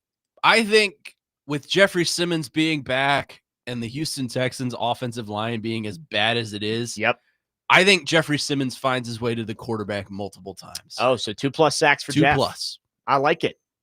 And he's out there with Tavondre Sweat for only the 3rd time this year, and both of those times has been very limited. So excited to see that on Sunday. I'm going to go to the offensive side of the ball. Going to get real bold here. All right. Cam Ward has his first multi-touchdown game. Oh. I'm going at least 2 passing touchdowns for Cam Ward. Both to Chimdike. I hope so. Yeah. It won't be. I'm just telling you that right it's now. so disappointing. You weren't here on last Friday that the 1 week I was gone was the week that Chim finally took one to the house. I know. I thought of you as soon as that happened. I've been guessing it all year long. And of course, the 1 week that I wasn't here on Friday, I didn't pick it. Parker, do you have a Monday headline for the Titans game? I do, and this one's going to be very simple. Danielle Hunter had 3 sacks last week, and I believe that he gets to the quarterback at least one time. And on the other side, Will Anderson will get to Cam Ward as well. Both will record a sack. Wow. All right. So you're not having a whole lot of faith in the Titans' offensive line. I don't know if I would either against this pass rush group. All right, Someone's got to bring back down the two-tone positivity over here. That's true. So good on you. We got too happy in here. Anywhere else you want to go with your second one? This could be college football. This could be the NFL. This could be hockey. Preds in Sweden. What you got for us, Connor? If I can go anywhere, then come back to me because I want to make history on this program. All right. We'll give you some time. New Mexico State beats Tennessee. I'm kidding. They cover that 28 and a half, 38 and a half with flying colors. At first, I couldn't tell if you were serious or not. I am 100% My head joking. snapped around. I know. Real I fast. wanted to see your reaction. I have gone bold. I mean, I've been picking top 10 upsets as much as I can. I will stay in college football. You know what I'm going to do? I'm going to go full on homer here. Vandy gets everything they need to happen this weekend. Notre Dame loses. I was Oklahoma going loses, to go that way. Texas loses. I was going You're to gonna go that way, but you said I could go anywhere. Yeah. So I'm going to go into the realm I know best. College basketball? The world of college hoops. There you go. What you got? There is one top 10 showdown tomorrow and a top 25 showdown on Sunday. UConn and BYU are doing battle tomorrow. AJ Dibansa? I think they get it done. You think so? I think BYU takes down Dan Hurley. Going with the Cougs. Then on Sunday, Houston is hosting Auburn. I think Houston absolutely exposes Auburn. Yep. I don't think Auburn is that good. I think they've been pressured into a bad coaching hire because I don't think Stephen Pearl is that good of a hire. I think the Auburn era of them being dominant at basketball is coming to a close. And Houston, they return a lot of talent from that national runner-up team last year. They brought in a lot of talented freshmen. I like that pick. I think Houston does blow out Auburn this weekend. Parker, what you got for us? Before I say mine, you believe Notre Dame is going to lose this weekend, right? I don't know if I believe it, but I'm picking it. And what about you, Connor? Did you make a pick? Notre Dame, Pittsburgh? Oh, if I had to pick one, Notre Dame's going to rout them. Okay, dang it. I was 110 hoping both of y'all were going to say Pittsburgh. But that's not my official pick. Okay, so Notre Dame is a 12.5 point favorite versus Pittsburgh. Notre Dame's going to win and cover. Okay. I mean, I'm picking it more as wishful thinking for Vanderbilt to get everything they need this weekend. Throwing it out into the ether. If all three of those results happen, there is almost zero chance that a 10-2 Vanderbilt would not get in. So we're crossing our fingers and we're picking the trifecta for Vandy: Pitt, Alabama, Georgia. There you go. You're just throwing it out into the ether. I am. Hopefully it happens. Just, manifesting good things for Vanderbilt tomorrow. Jeremy in Clarksville says Cam Ward passes for 3 touchdowns. Trey still calls in and says Cam sucks. That is a lock. That's pretty fair. Yeah, the odds second on, part of the odds on that. Yeah, would be why pretty good. why haven't the Titans traded Cam Ward yet or released him? Yeah, why is Brandon Allen not starting? His footwork just sounds horrible. It does. Like I can just hear it on the radio broadcast. I know it sounds horrible. We love Trey. He is a treasure. Thank you, buddy. 615-737-1025 is the phone number. We'll take your Monday headlines if you've got them. We just gave ours. Nothing super bold. I would guess the most bold thing is picking Notre Dame to lose to Pitt.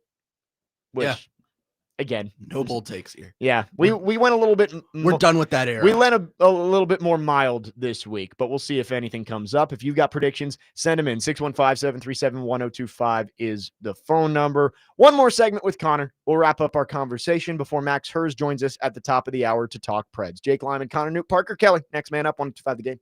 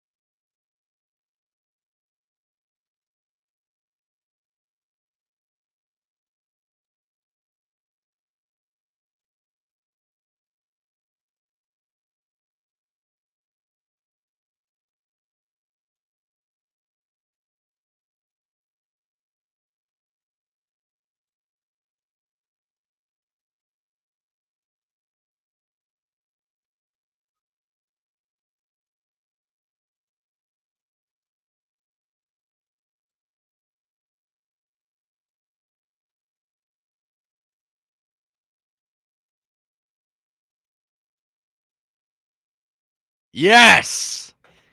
Connor did request some Sabrina before we got out of here. Oh, I love her so much. I'm so mad I missed her concert. She played 2 shows, right? At Yeah. Bridgestone? Yeah, and I'm pretty sure I convinced Ann Kimmel that I'm not That who you're I a big say I am. that you're a big Sabrina Yep. Carpenter Yeah, fan. that. Yep. Next man up, 102.5 The Game. Jake Lyman, Connor Newt, Parker Kelly. Last segment with Connor. Max Herz is going to join us at the top of the hour as the Preds are in Sweden, and they are playing 2 Global Series games against the Penguins over the next 3 days.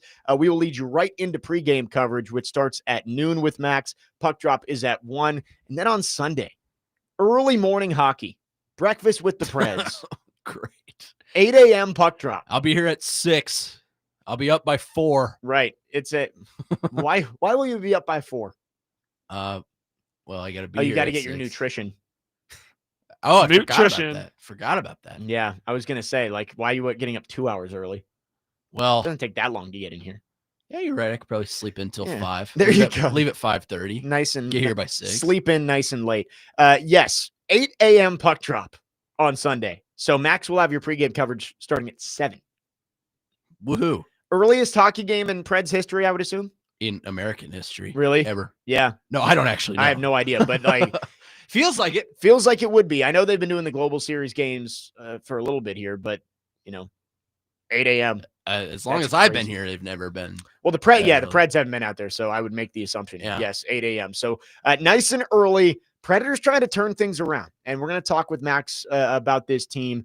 5 straight losses, tough one on Monday, facing a Rangers team that really hadn't gotten anything going at home, and you give up 6 goals and lose your 5th straight game. Feels like a turning point for the Predators here in Sweden of, hey, if you're going to get this going and get back into the conversation to be a playoff team, you probably need at least 2 points in Sweden this week. Yeah, And you'd love to get 3. I worry, and look, I have no insider information on this. I don't know anything, but I worry that if they go in and just drop both, then we're going to see a coach firing. Yeah. Yeah. I mean, It would not surprise me. the if that's leash what happens. has to get shorter and shorter with the way things have gone. And I understand practicing patience. I heard Chase talk about this a couple of days ago. David Poyle practiced a lot of patience with Yeah. Barry Trotz. So I think Barry is trying to reciprocate and show the same patience to Andrew Brunette. The team also wasn't as bad as it is right now. Yeah. Back then. Yeah. So at some point, you got to pull the trigger. The system doesn't fit the players. It just hasn't worked out the way it's supposed to. And I think I love Andrew Brunette. I think he's a good coach. I think he's a good man. It's just not working right now. Yeah.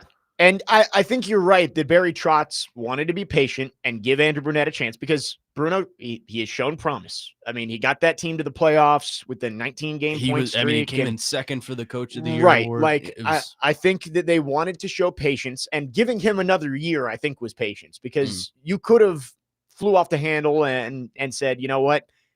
Bad year. We gave you talent. You couldn't make the most of it and fired him after year 1.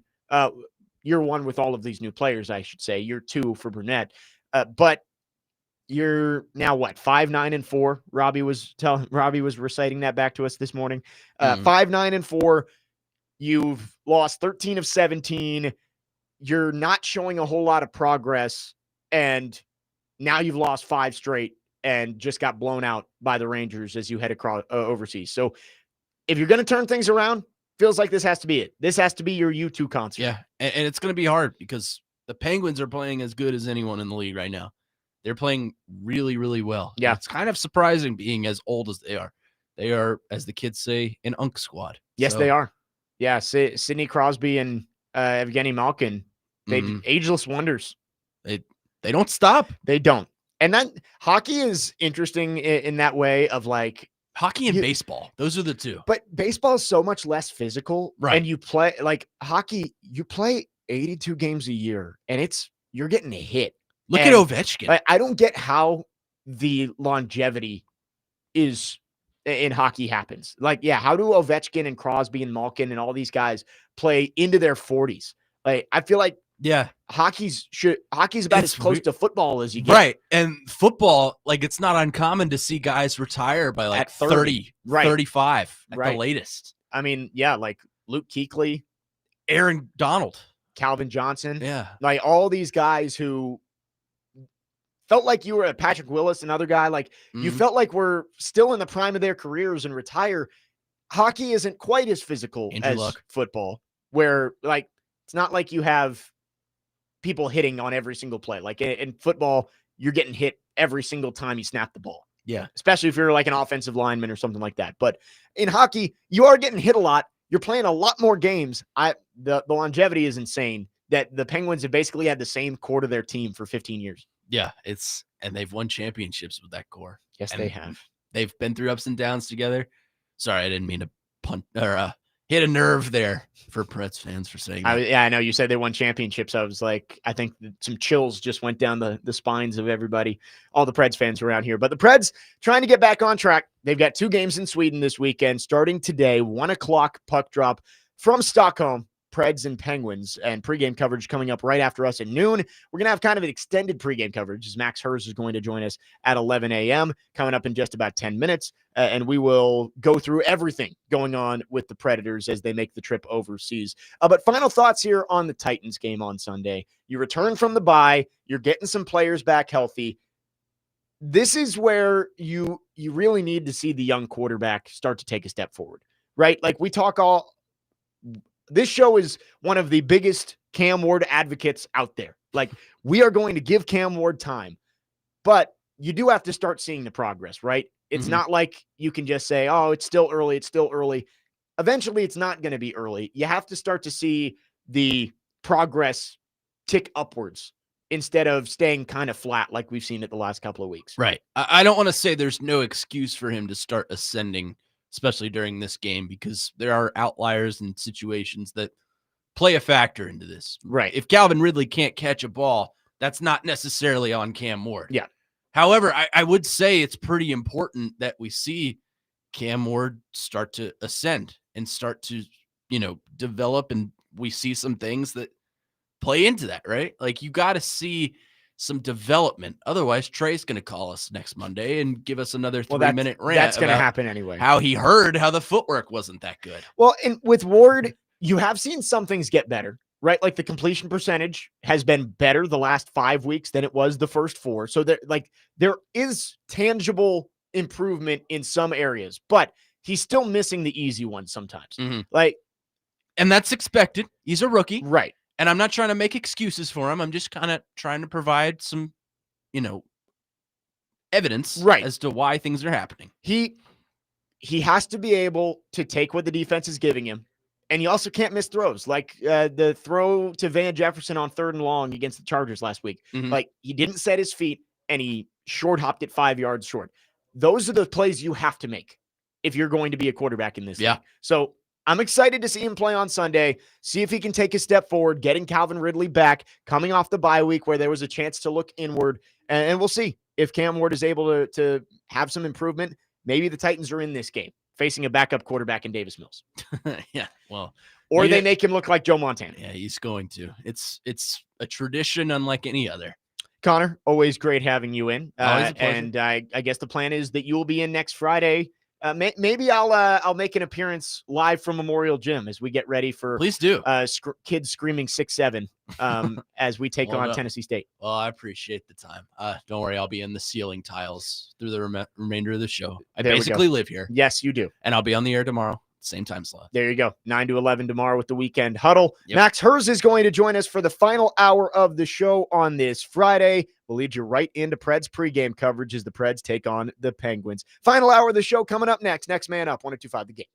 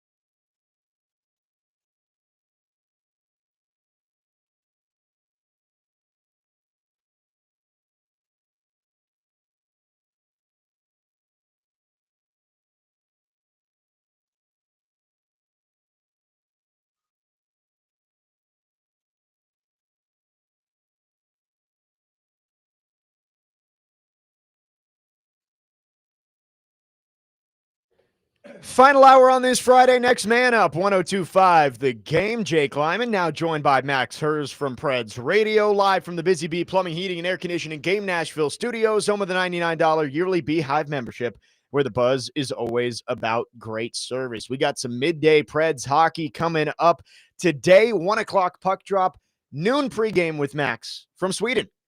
And Max is right here with us. He is not in Sweden. We'll send it out there to Pete. Is it Pete and Hal are on the call out there? Just Pete. Just Pete. Oh, okay. So just Hal Pete. is on TV, so just Pete. Gotcha. All right. Well, that'll be fun. Again, 1 o'clock puck drop. First of 2 games out there in Stockholm. Are you preparing for the early morning one on Sunday? Earliest game in Preds history? Possibly?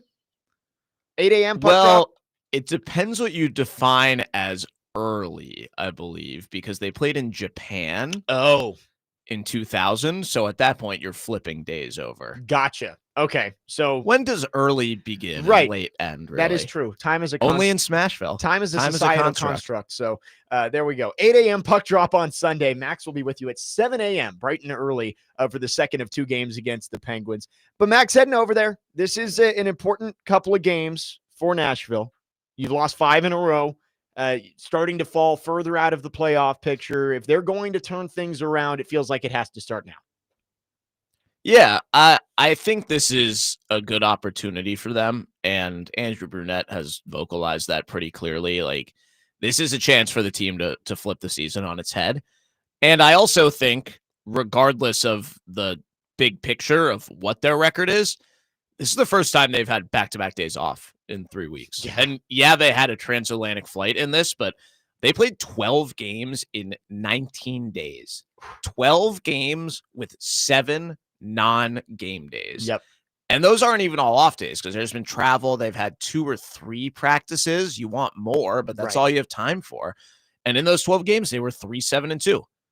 And the last 3 of those were regulation losses. So at one point, it was 3-4-2 with a busy schedule. Yeah. And to be honest with you, I don't know how they do it. Like, it's insane. And the one last punch to the gut was that I didn't understand. So the Penguins are the opponent for both the games in Sweden. So they're going through the same thing. They're playing well. So they're happy with the schedule. Right. But despite the fact that the Penguins season opener was 2 days before the Preds season opener, and despite the fact that they have played 1 fewer game than the Preds in total, they were already on the ice practicing in Sweden at the moment the Preds landed. It's just like, what is going on?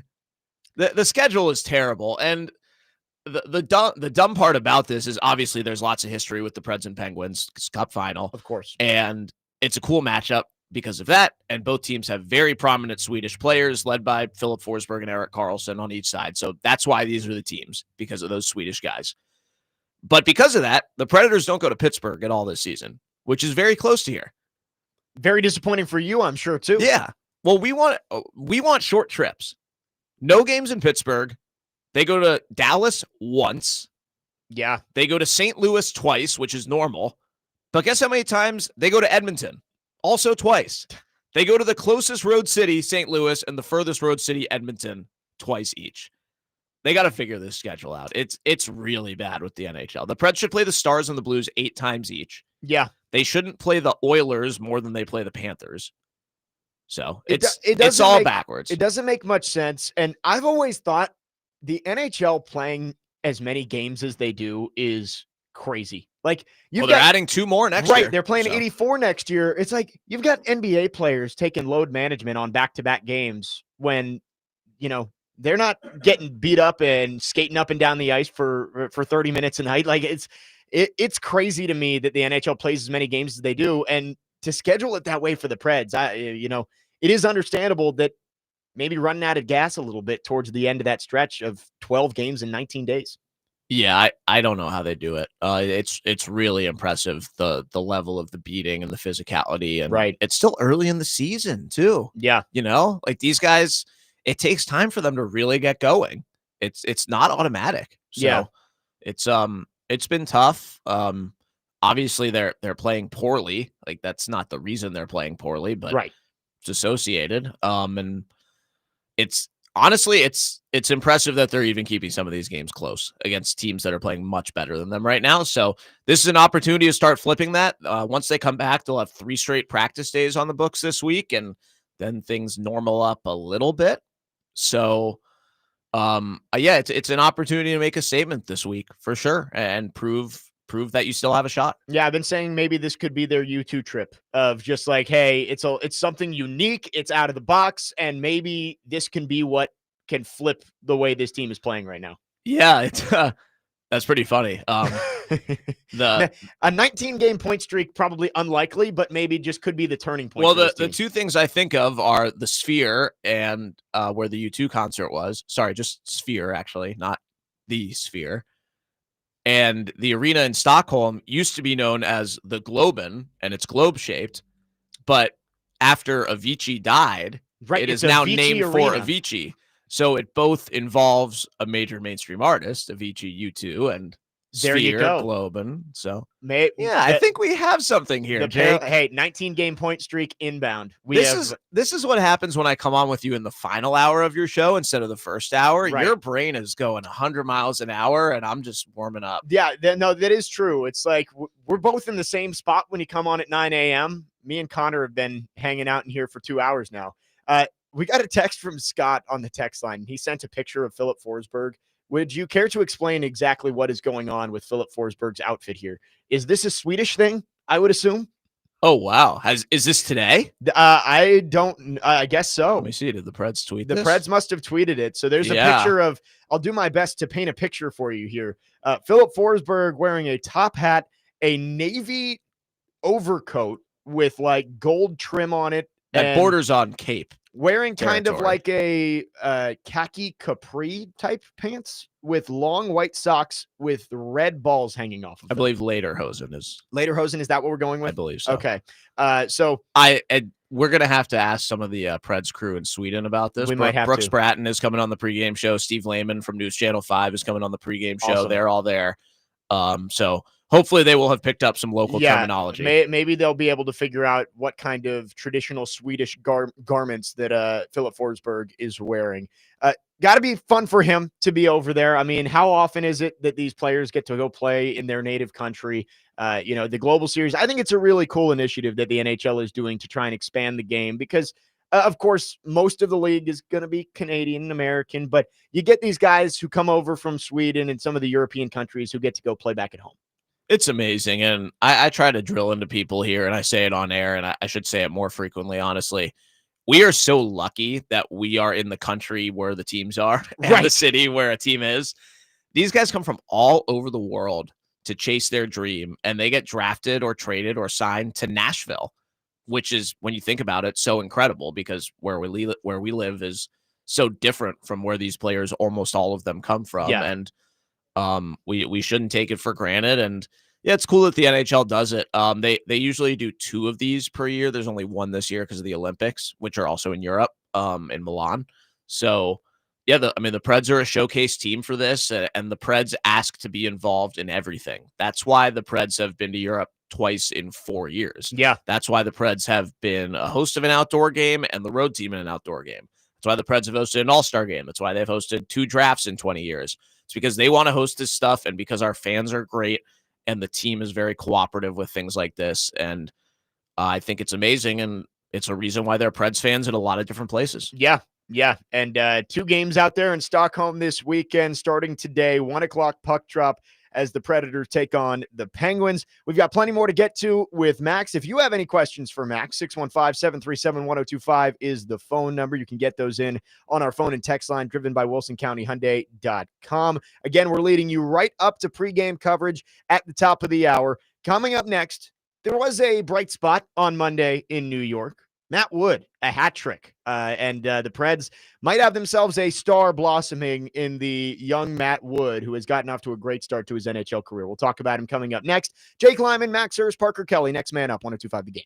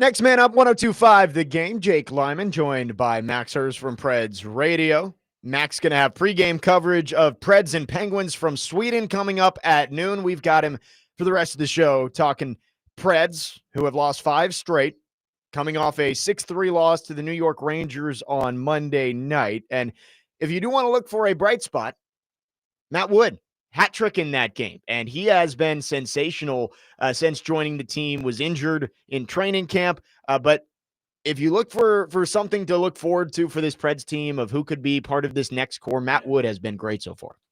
Matt Wood, good. Everybody else, bad in that game on Monday. And it's incredible how quickly Wood has made a name for himself and put himself right at the top of the sheet for the Preds. He's the youngest Preds player ever with a hat trick. He's 20 years old. Philip Forsberg was 21, the previous youngest hat trick scorer for the Preds. Wood has 6 goals in his last 7 games. Those are his first 6 career goals, dating back to his first NHL goal in Philly on October 30th. 6 goals in 7 games. He was so good in preseason, then got hurt and couldn't start the season with the team. So he missed the first 7 games of the season. He was rehabbing the injury. He played 2 AHL games. And despite missing the first 7 games of the season and playing in 11 games so far, everybody else, for the most part, has played in 18. Wood leads the Preds in power play points. Wow. A rookie who has not had top unit power play time. Yeah. If anything, he's been part of the split units. He's been with the Stamkos and Marchessault unit since they split. But those guys don't always start the power play. And he leads the team in power play points ahead of Forsberg, Stamkos, everybody. That's crazy to see him come in at 20 years old and be able to have this much of an impact on the team. Got everybody a free hat trick of chicken tenders at Hattie B's. Yeah, did you get yours? I did. Attaboy. I did. It was my birthday on Tuesday. Oh, I left the show and I was like, you know what I'm going to go do? I'm going to go get myself a free hat trick of tenders from Hattie B's. Because that one's rare. You don't see a hat trick all that often. So Matt Wood came through. But you mentioned everybody else in that game wasn't that great. What have you seen from this team lately that has led to the 3 straight regulation losses heading to Sweden? I know that they're dealing with injuries. Obviously, Roman Yossi's not on the ice, but clearly things have been trending in the wrong direction over the last couple of weeks. Yeah, and they're just not generating anything. Second period of that game against the Rangers, they were just flat beyond belief. Like nothing happened, but they still gave up 3 goals. Yeah. The shots in the period were 4-3 for the Rangers, and UC Saros made 1 save. And the goals weren't necessarily his fault, but after that, they're going to make a goalie change for the third, which they did. Right. So, and Saros will be back in there today for the first game in Sweden, obviously. And I still don't think much of this is on Saros. He has sagged a little bit the last week or so from the level where he started the season, but it's the same thing that happened last year. There's nothing good happening in front of him. And if his game starts to fall off a little bit, it shouldn't, but who could blame him? There's nothing to play for the way last season went. And you need to convince your franchise. And to me, Saros is the franchise. You need to convince him that he needs to stay at his best, and there's a reason to do it. So that's why I've said it before. Like, that's why I don't think last year was on him. And it can't get to that point again this year. Then you got real problems. Right. And we saw some of those defensive adjustments help out early on in the season, but as that's deteriorated, Saros has kind of deteriorated behind him. I know that Saros is now on this 8-year extension. There has been chatter, I think mostly from people in Edmonton, of whether the Oilers would come over and try and trade for UC Saros. I wouldn't think that's something the Predators would entertain unless they get some sort of ridiculous. Doesn't Saros have a no trade clause? He does, right? Yeah. So why would he waive that in year 1 of an 8-year contract in the place where he wants to be? Right. I think it's mostly Oilers fans out there who are saying these NHL rumors are just, I don't know. Like Elliot Friedman, who we have on, is a reputable source. Yeah. And even when he gets asked things by Willie and Adam and D Mace that he doesn't know on, like he always has sourcing on it, and he'll be like, well, I did hear. And it's like, oh, well, like, I'm glad we asked because otherwise we wouldn't have known that. Right. But like, I think this Oilers thing is coming from this guy, Frank Saravalli, who I don't think is credible. Like he's a national reporter, but like, the Preds, there is a chance that they approach the guys who have no trades. I think the way this is going, I don't think Saros would get approached. Yeah. I find who's going to be the goalie for the next 5 years right. if they do that? I find it hard to believe that they're going to flip that quickly on a guy they just signed it to an 8-year contract a little over a year ago. There's nobody else playing pro in the organization now who's ready to be a number one. Yeah. Onanen could be. I mean, he's 25, so maybe in a couple years he could get there, but he's not a number one right now. And their draft pick this past summer, this guy, Jack Ivankovic, who's 18 years old and was here for rookie camp in the summer, is the number one goalie as a true proper aged freshman at University of Michigan right now on a great team. He's like barely given up any goals. So like maybe you can look forward to that, but long he's way 18. away though. Yeah. Yes. And yeah, you're right. I think the Predators made a pretty clear statement when first off you sign him to that contract and then you trade away Yaroslav Askarov. It's like, all right, he is our goalie for at least the next 5 years. And you know, maybe there gets to be a point in the rebuild and the retool around here that it makes sense to move him, and maybe he would want to be moved, but I don't think we're there yet. I think he's getting paid what he's worth too. Like the way the cap has gone up, he makes under $8 million. So yeah, he's what, already 776. Yeah, he's barely even in the top 10 highest paid goalies with how quickly these contracts have come over. And I would take him over some of the guys who have gotten the bigger contracts since then that are getting paid more than him. So I think, look, I think the no trade guys are something to think about. I don't think Saros is that. Yeah, I know the other guy who, and it's early for trade season, of course. The Predators still have an opportunity to turn this thing around. But the other guy that's been talked about a lot is Ryan O'Reilly. Would you consider moving him? Probably the guy that could get you back the biggest haul, because it's not like you'd have to take on Steven Stamkos's contract.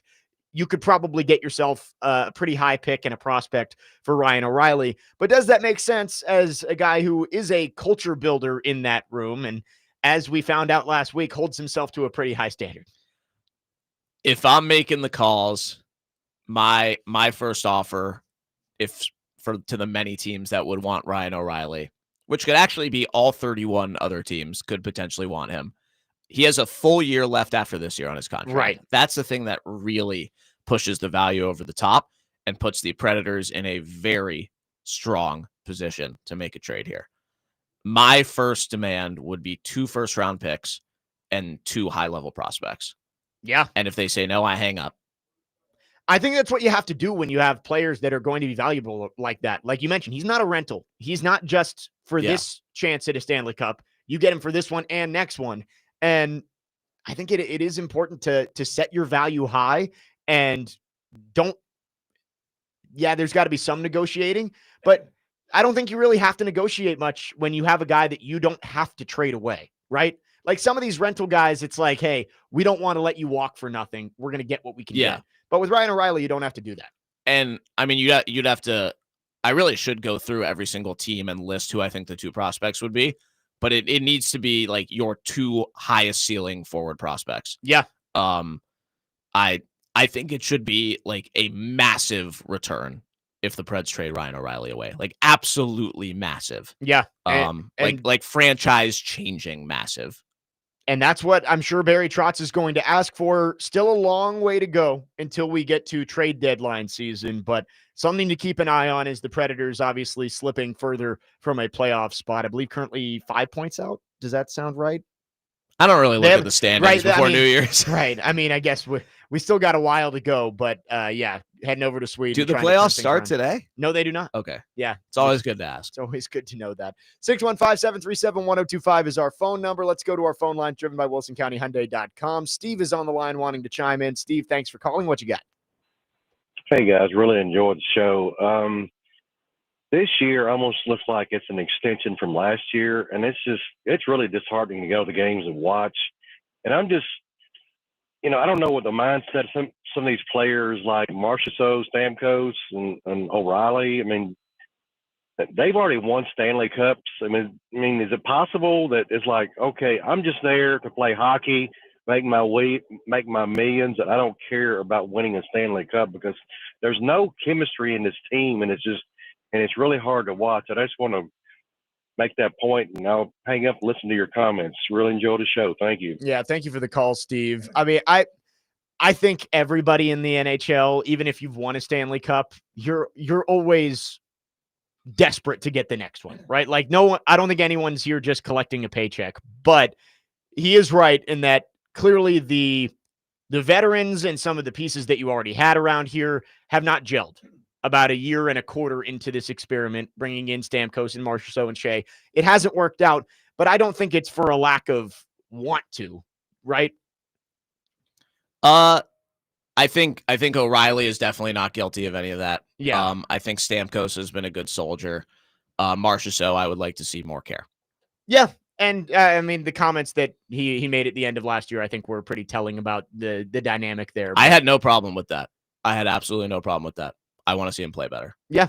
And he got off to a good start this year. And now he has no points in 5 games. Right. The Preds have lost the all 5 last games. couple of weeks have not been great for Jonathan Marchessault. 615-737-1025 is the phone number. If you have any questions for Max, again, he's with us as we get you ready for Preds and Penguins this afternoon. Pre-game coverage coming up at noon. Puck drop is at 1. We'll take a quick break. Be right back with more with Max Herz, Jake Lyman, Parker Kelly. Next man up, 1025 The Game.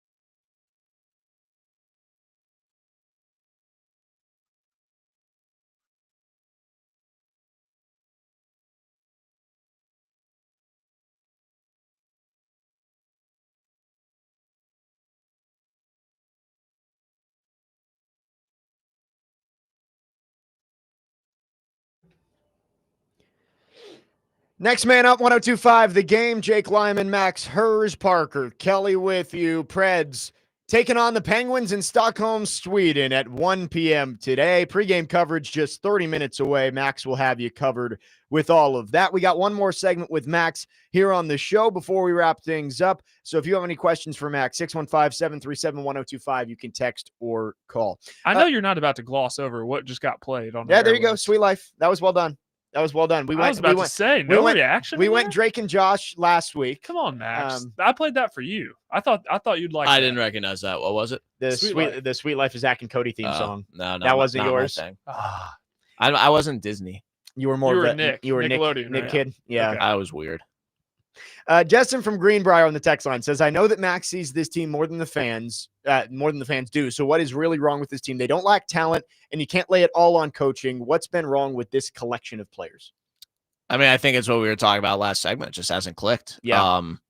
Look, like the Penguins kind of provide a blueprint of how this weird thing could have worked. They still have their long-term stars on the team. Yeah. Around them, they are rebuilding.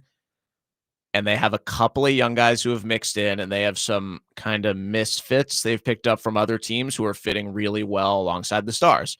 And you could argue that O'Reilly and Nyquist with Forsberg 2 years ago was basically the same thing. Right. But the things that the Penguins have right now that the Preds don't, their first-round pick this year is shockingly still up and not going down. Like, imagine if Brady Martin were still with the team. That's what Ben Kindle is right now. He was 11th overall. Wow.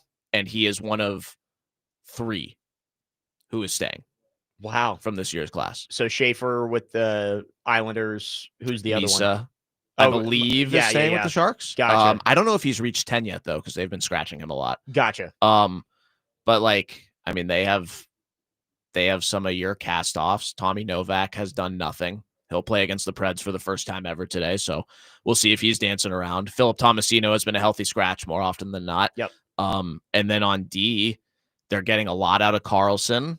Does Letang have much left? I don't know. I think he's been okay. They have a rookie who's kind of ahead of schedule on D, Harrison Brunick, who's going to play against the Preds for the first time. Their goalie situation is abysmal. Jari is just nothing. Yeah. He's hurt. Their main guy has now been Artur Shilovs, who played against the Preds in the playoffs for the Canucks 2 years ago. Right, He's going to he play was today. part of that revolving door at goalie that they had. I always really liked it. Like, it hasn't surprised me that he's been good with the Penguins. But like, you got to get the most out of your guys, and the Penguins are overperforming. They have a first-year coach, and it's because they've scored a ton on the power play, and they've randomly gotten tons of production out of Anthony Mantha and Justin Brazeau playing with Malkin, and Brazeau is hurt right now. So that's a bullet dodge for the Preds because he's their leading goal scorer, which is crazy to think about. But like, if you're not going to have superstars in their prime, and like Philip Forsberg really could still be a superstar in his prime, but you got to have everything go right, and it's been the opposite. So they're not winning close games is the big thing, and like in hockey, you can never quite pinpoint where that is, and the players are left at a loss for answers with it, which is, I mean, they feel it. Like, you got to get it done. And I think Saros has been good enough to win with, and they can't score. So it's a lack, to answer the question, Justin, right? Yes. Just lack of offensive production. If Stamkos and Marchessault are going to be on the team, they're going to need to produce significantly more offense. Preds are 5-9-4, playing 2 in Sweden against the Penguins over the next 3 days. Feels important to, at the very minimum, get 2 points out of this trip before you come back home. You'd love to get more, but again, you mentioned the Penguins, they've been overperforming, currently in a playoff spot right now. These feel like overtime games, right? Yeah. Cross-conference game in Sweden. Yeah. Like, this is probably 2 3-point games this weekend. So the Preds have been awful at 3-on-3. They need to score a 3-on-3 overtime goal, or they need to sit on the puck and get it to a shootout where they still have not lost. Yeah, you look at it and you say, yeah, they're 5-9-4, but some of those overtime losses have just been brutal. Imagine if all of those overtimes got to shootouts and they won them all. Yeah. Then they're 9-9-0. Well, and even like, it's the overtime points are just right. That's so weird. The Montreal game where it probably shouldn't have even been in overtime. Of course, not probably. It should not have been. Of course, the Minnesota game where somehow that gets called a goal, which we talked about it ad nauseum last week. So there's been some bad breaks for the Preds. Also, just haven't been able to execute late in games in order to get that extra point. And you're 5-9-4 heading over to Sweden to take on the Penguins. I do have something to say that you just reminded me of that I meant to say earlier. Guess who is on the trip to Sweden?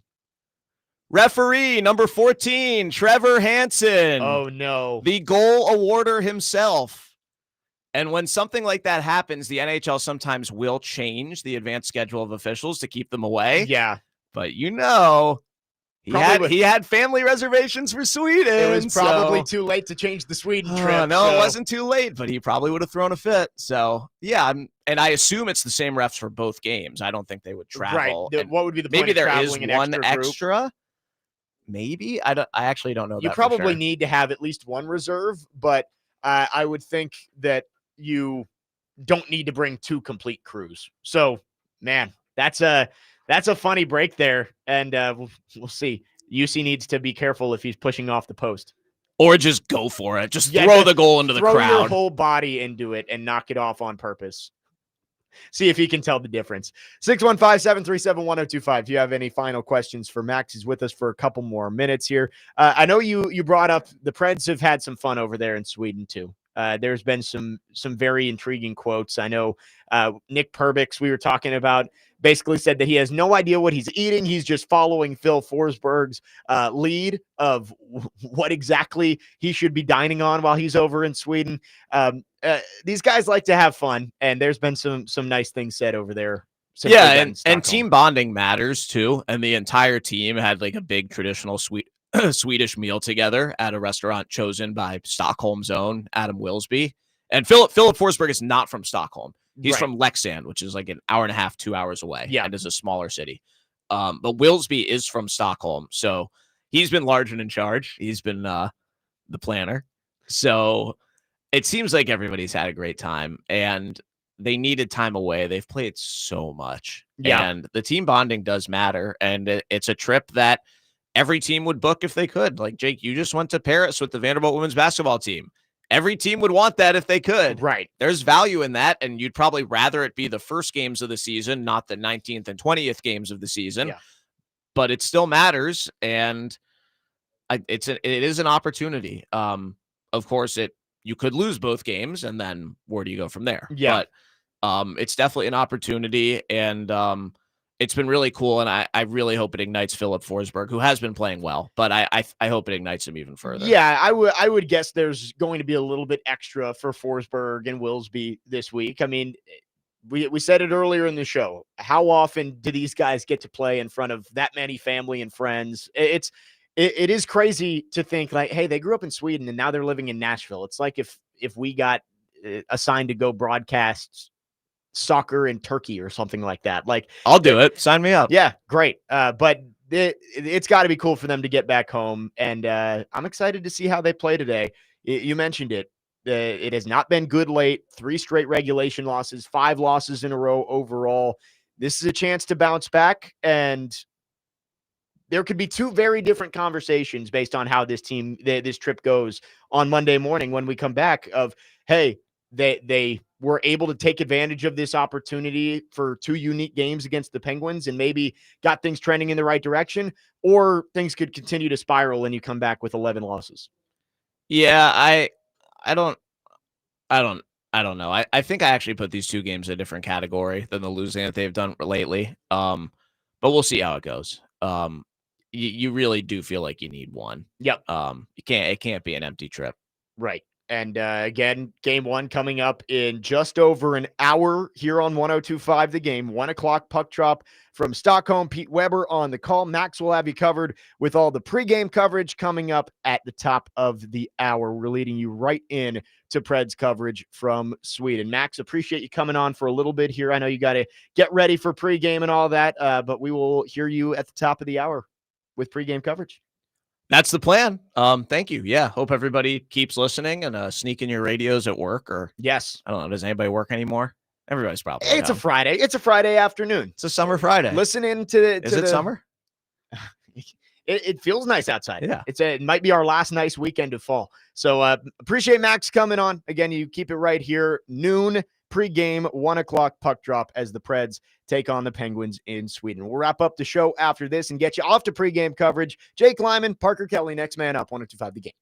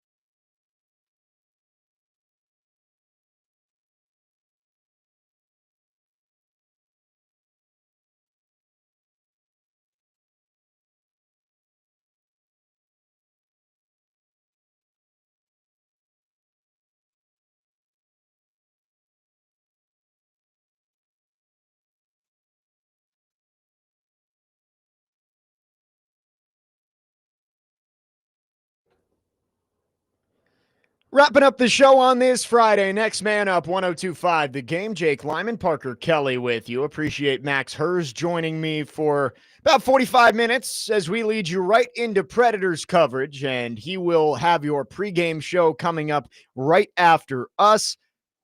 Preds and Penguins from Stockholm. Excited for it. 1 o'clock puck drop and then 8 a.m. puck drop on Sunday for those two Global Series games. One quick thing before we wrap up here. Parker, did you see this article from Bruce Feldman at The Athletic this morning? I might have glossed over it. Tell me So more about it. it was an article, what we're hearing on Lane Kiffin, a name to keep an eye on at Penn State, Virginia Tech search about to wrap up, blah, blah, blah. Looking like maybe Virginia Tech and James Franklin could be close to the goal line. But that is not what I am taking from this. Here is an excerpt that is making the rounds on social media. This situation seems to be trending in a positive direction for Rebels fans who would like to keep their coach. But one note of caution, one industry source says there was at least a modicum of interest in Kiffin among decision makers with the Tennessee Titans. Repeat that for all the listeners. The Lane train might be coming down the tracks to Nashville. The longer this goes on, I honestly don't believe that he's going to leave Oxford. I don't know if he is either. And I think I would have thought the LSU job was like tailor-made for Lane Kiffin. And maybe it still is. Maybe that ends up happening down the road. But there doesn't seem to be a whole lot of smoke there. I did hear from someone yesterday, and I don't know how true this is, that he has already signed a deal with Florida. But I don't think I don't believe it. Yeah, I don't believe it. I don't know. It is very tough in this coaching carousel with so many midseason firings that all of these guys who are being discussed for jobs are trying to get to the college football playoff right now, whether that's Lane Kiffin at the SEC level or at the Group of Five level with Alex Golish and John Sumrall and all those guys. But that's at least interesting that the Titans could be poking around at the college level. And Lane Kiffin, what would your thoughts on that be? Well, it's not realistic, but hypothetically in a fantasy world, I'd love it. But it's not going to happen. I don't think it's going to happen either. But my question would be, wouldn't that make more sense for the Giants to go get Lane Kiffin? Right? Like reunite him with Jackson Dart, do the Cliff Kingsbury and Kyler Murray thing. Yeah. Like that would be my thought. Would be, hey, if you're the Giants and you want to go get the most out of Jackson Dart, well, just go get the coach who developed into a first overall or a first round pick. But with Cam Ward, I don't know. Lane Kiffin would be a very, very interesting hire. I know Corey Curtis is big on Marcus Freeman if the Titans go to the collegiate level. And I think I'd be more on board for that. Like, I think if you're pulling from the college coaching ranks, I would rather a leader, like a full-on leader who is not known as a guru offensively. Because do we know if Lane Kiffin's offense is going to translate to the NFL? It didn't work out all that well when he was with the Raiders. So I don't know, but I would lean like a Marcus Freeman type if they go college coach instead of a Lane Kiffin. Yeah, so this is what I'm thinking, because obviously with the LSU job, with the Florida job, with the Auburn job opening, Lane Kiffin is signed up for like 45 jobs at this point in time. But the longer this goes on, and you think about this age of NIL transfer portal, you can build a contender. Indiana is a contender because of what Kurt Cignetti has done. Yeah. You can make Ole Miss a contender. So why would you want to leave Ole Miss, where nobody tells you no? You have everything you want. Your family's doing well. You seem to have your life, in order. Why would you want to leave Ole Miss to go to LSU, where they can't keep their mouth shut for 5 minutes and screw everything up? It doesn't make sense. And I think Florida is a step above. I think you can come into Florida and be an instant winner, but why would you want to risk it when you can accomplish your goals at Ole Miss? Yeah. If Lane Kiffin is anything, he's unpredictable. So I don't know if this is actually legit. Would the Titans hire Lane Kiffin to be their head coach? I don't know. But we had a caller yesterday who said the Titans need to do something to ignite the fan base. You need to keep them engaged. I think hiring Lane Kiffin, I think, would do that. That's a splash hire that would get people talking at the very least. But Mike Herndon on Twitter makes a very good point. If you thought Vols fans were mad about the Titans drafting Levis over Hooker, imagine if the Titans hired Lane Kiffin to be their head coach. That would be funny. I will say, I watched the Lane Kiffin documentary on ESPN. Yeah, and the many lives of Lane Kiffin. I highly recommend it to anybody that hates Lane Kiffin. I think it would change your viewpoint on him.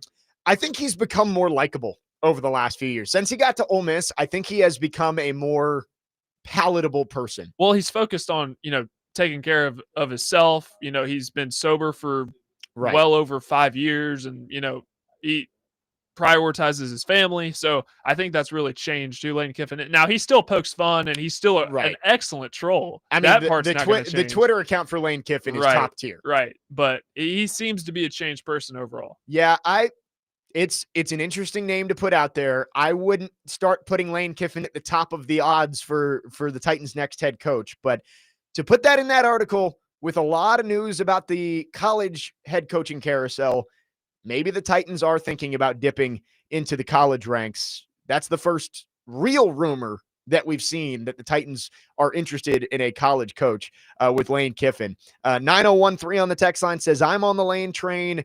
Jeremy in Clarksville says, would Lane Kiffin ignite the fan base or set them on fire? Ignite. Dumpster fire. Ignite. I think people He would would get definitely excited. get People would get excited. excited about Lane Kiffin. People would get excited about Marcus Freeman as well. I think so too. He got NFL interest last year with the Chicago Bears. Like, not that I think Matt Nagy or Arthur Smith would be a bad hire. Actually, I would be pretty pleased with those hires, but those don't move the needle for people, right? Like, that's not going to get people to go buy season tickets if you hire Matt Nagy as your head coach.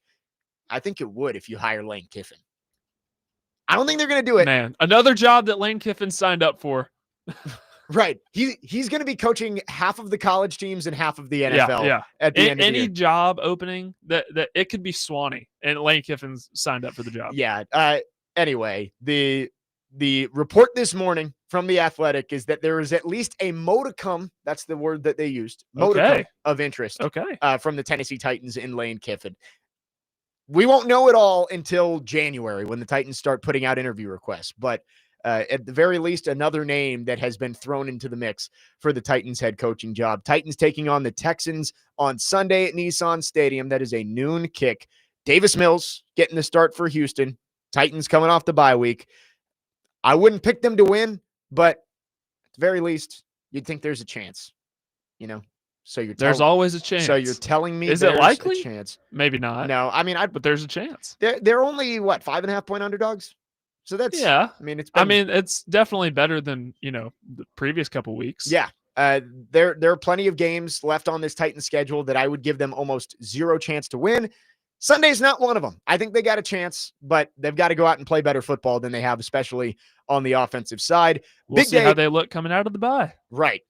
Or the off weekend, the idle weekend. It's a bye in the as, NFL. as Joe Rexroad. I understand the open and idle in college football. I know that's a big thing, but it's a bye in the NFL. Yeah. The NFL puts bye week on all of their stuff. As also apparently it's a 2-minute warning in the NFL and a 2-minute timeout. Yeah, because the NFL has trademarked. They made that, a big deal out of 2-minute timeout, which last I don't year. understand why. Big day of college football tomorrow. Notre Dame and Pitt. Game day is in the Steel City. That's an 11 a.m. kick, and then the two big SEC battles. Vanderbilt fans, keep an eye on it. All those games on ABC. You're rooting for Pitt. You're rooting for Alabama. You're rooting for Georgia to help the Commodores' playoff chances. That'll about wrap things up for us. Again, we are leading you right into Predators pregame coverage. Max Herz is going to have it for you on the other side. Pete Weber is going to be calling the game from Sweden. Exciting weekend for the Predators. I mean, the record obviously isn't what you want it to be, but an opportunity to go play overseas, and we'll see what they can get done against the Pittsburgh Penguins this weekend. Again, puck drop coming up at 1 o'clock today. Max Herz has your pregame coverage as that wraps things up for us. Hope everybody has a great weekend out there. We will be back on Monday at 9 a.m. reacting to all of it. Preds playing 2 games over the weekend, Titans on Sunday, college football, and much more. That's coming up next. Next Man Up, 125 The Game.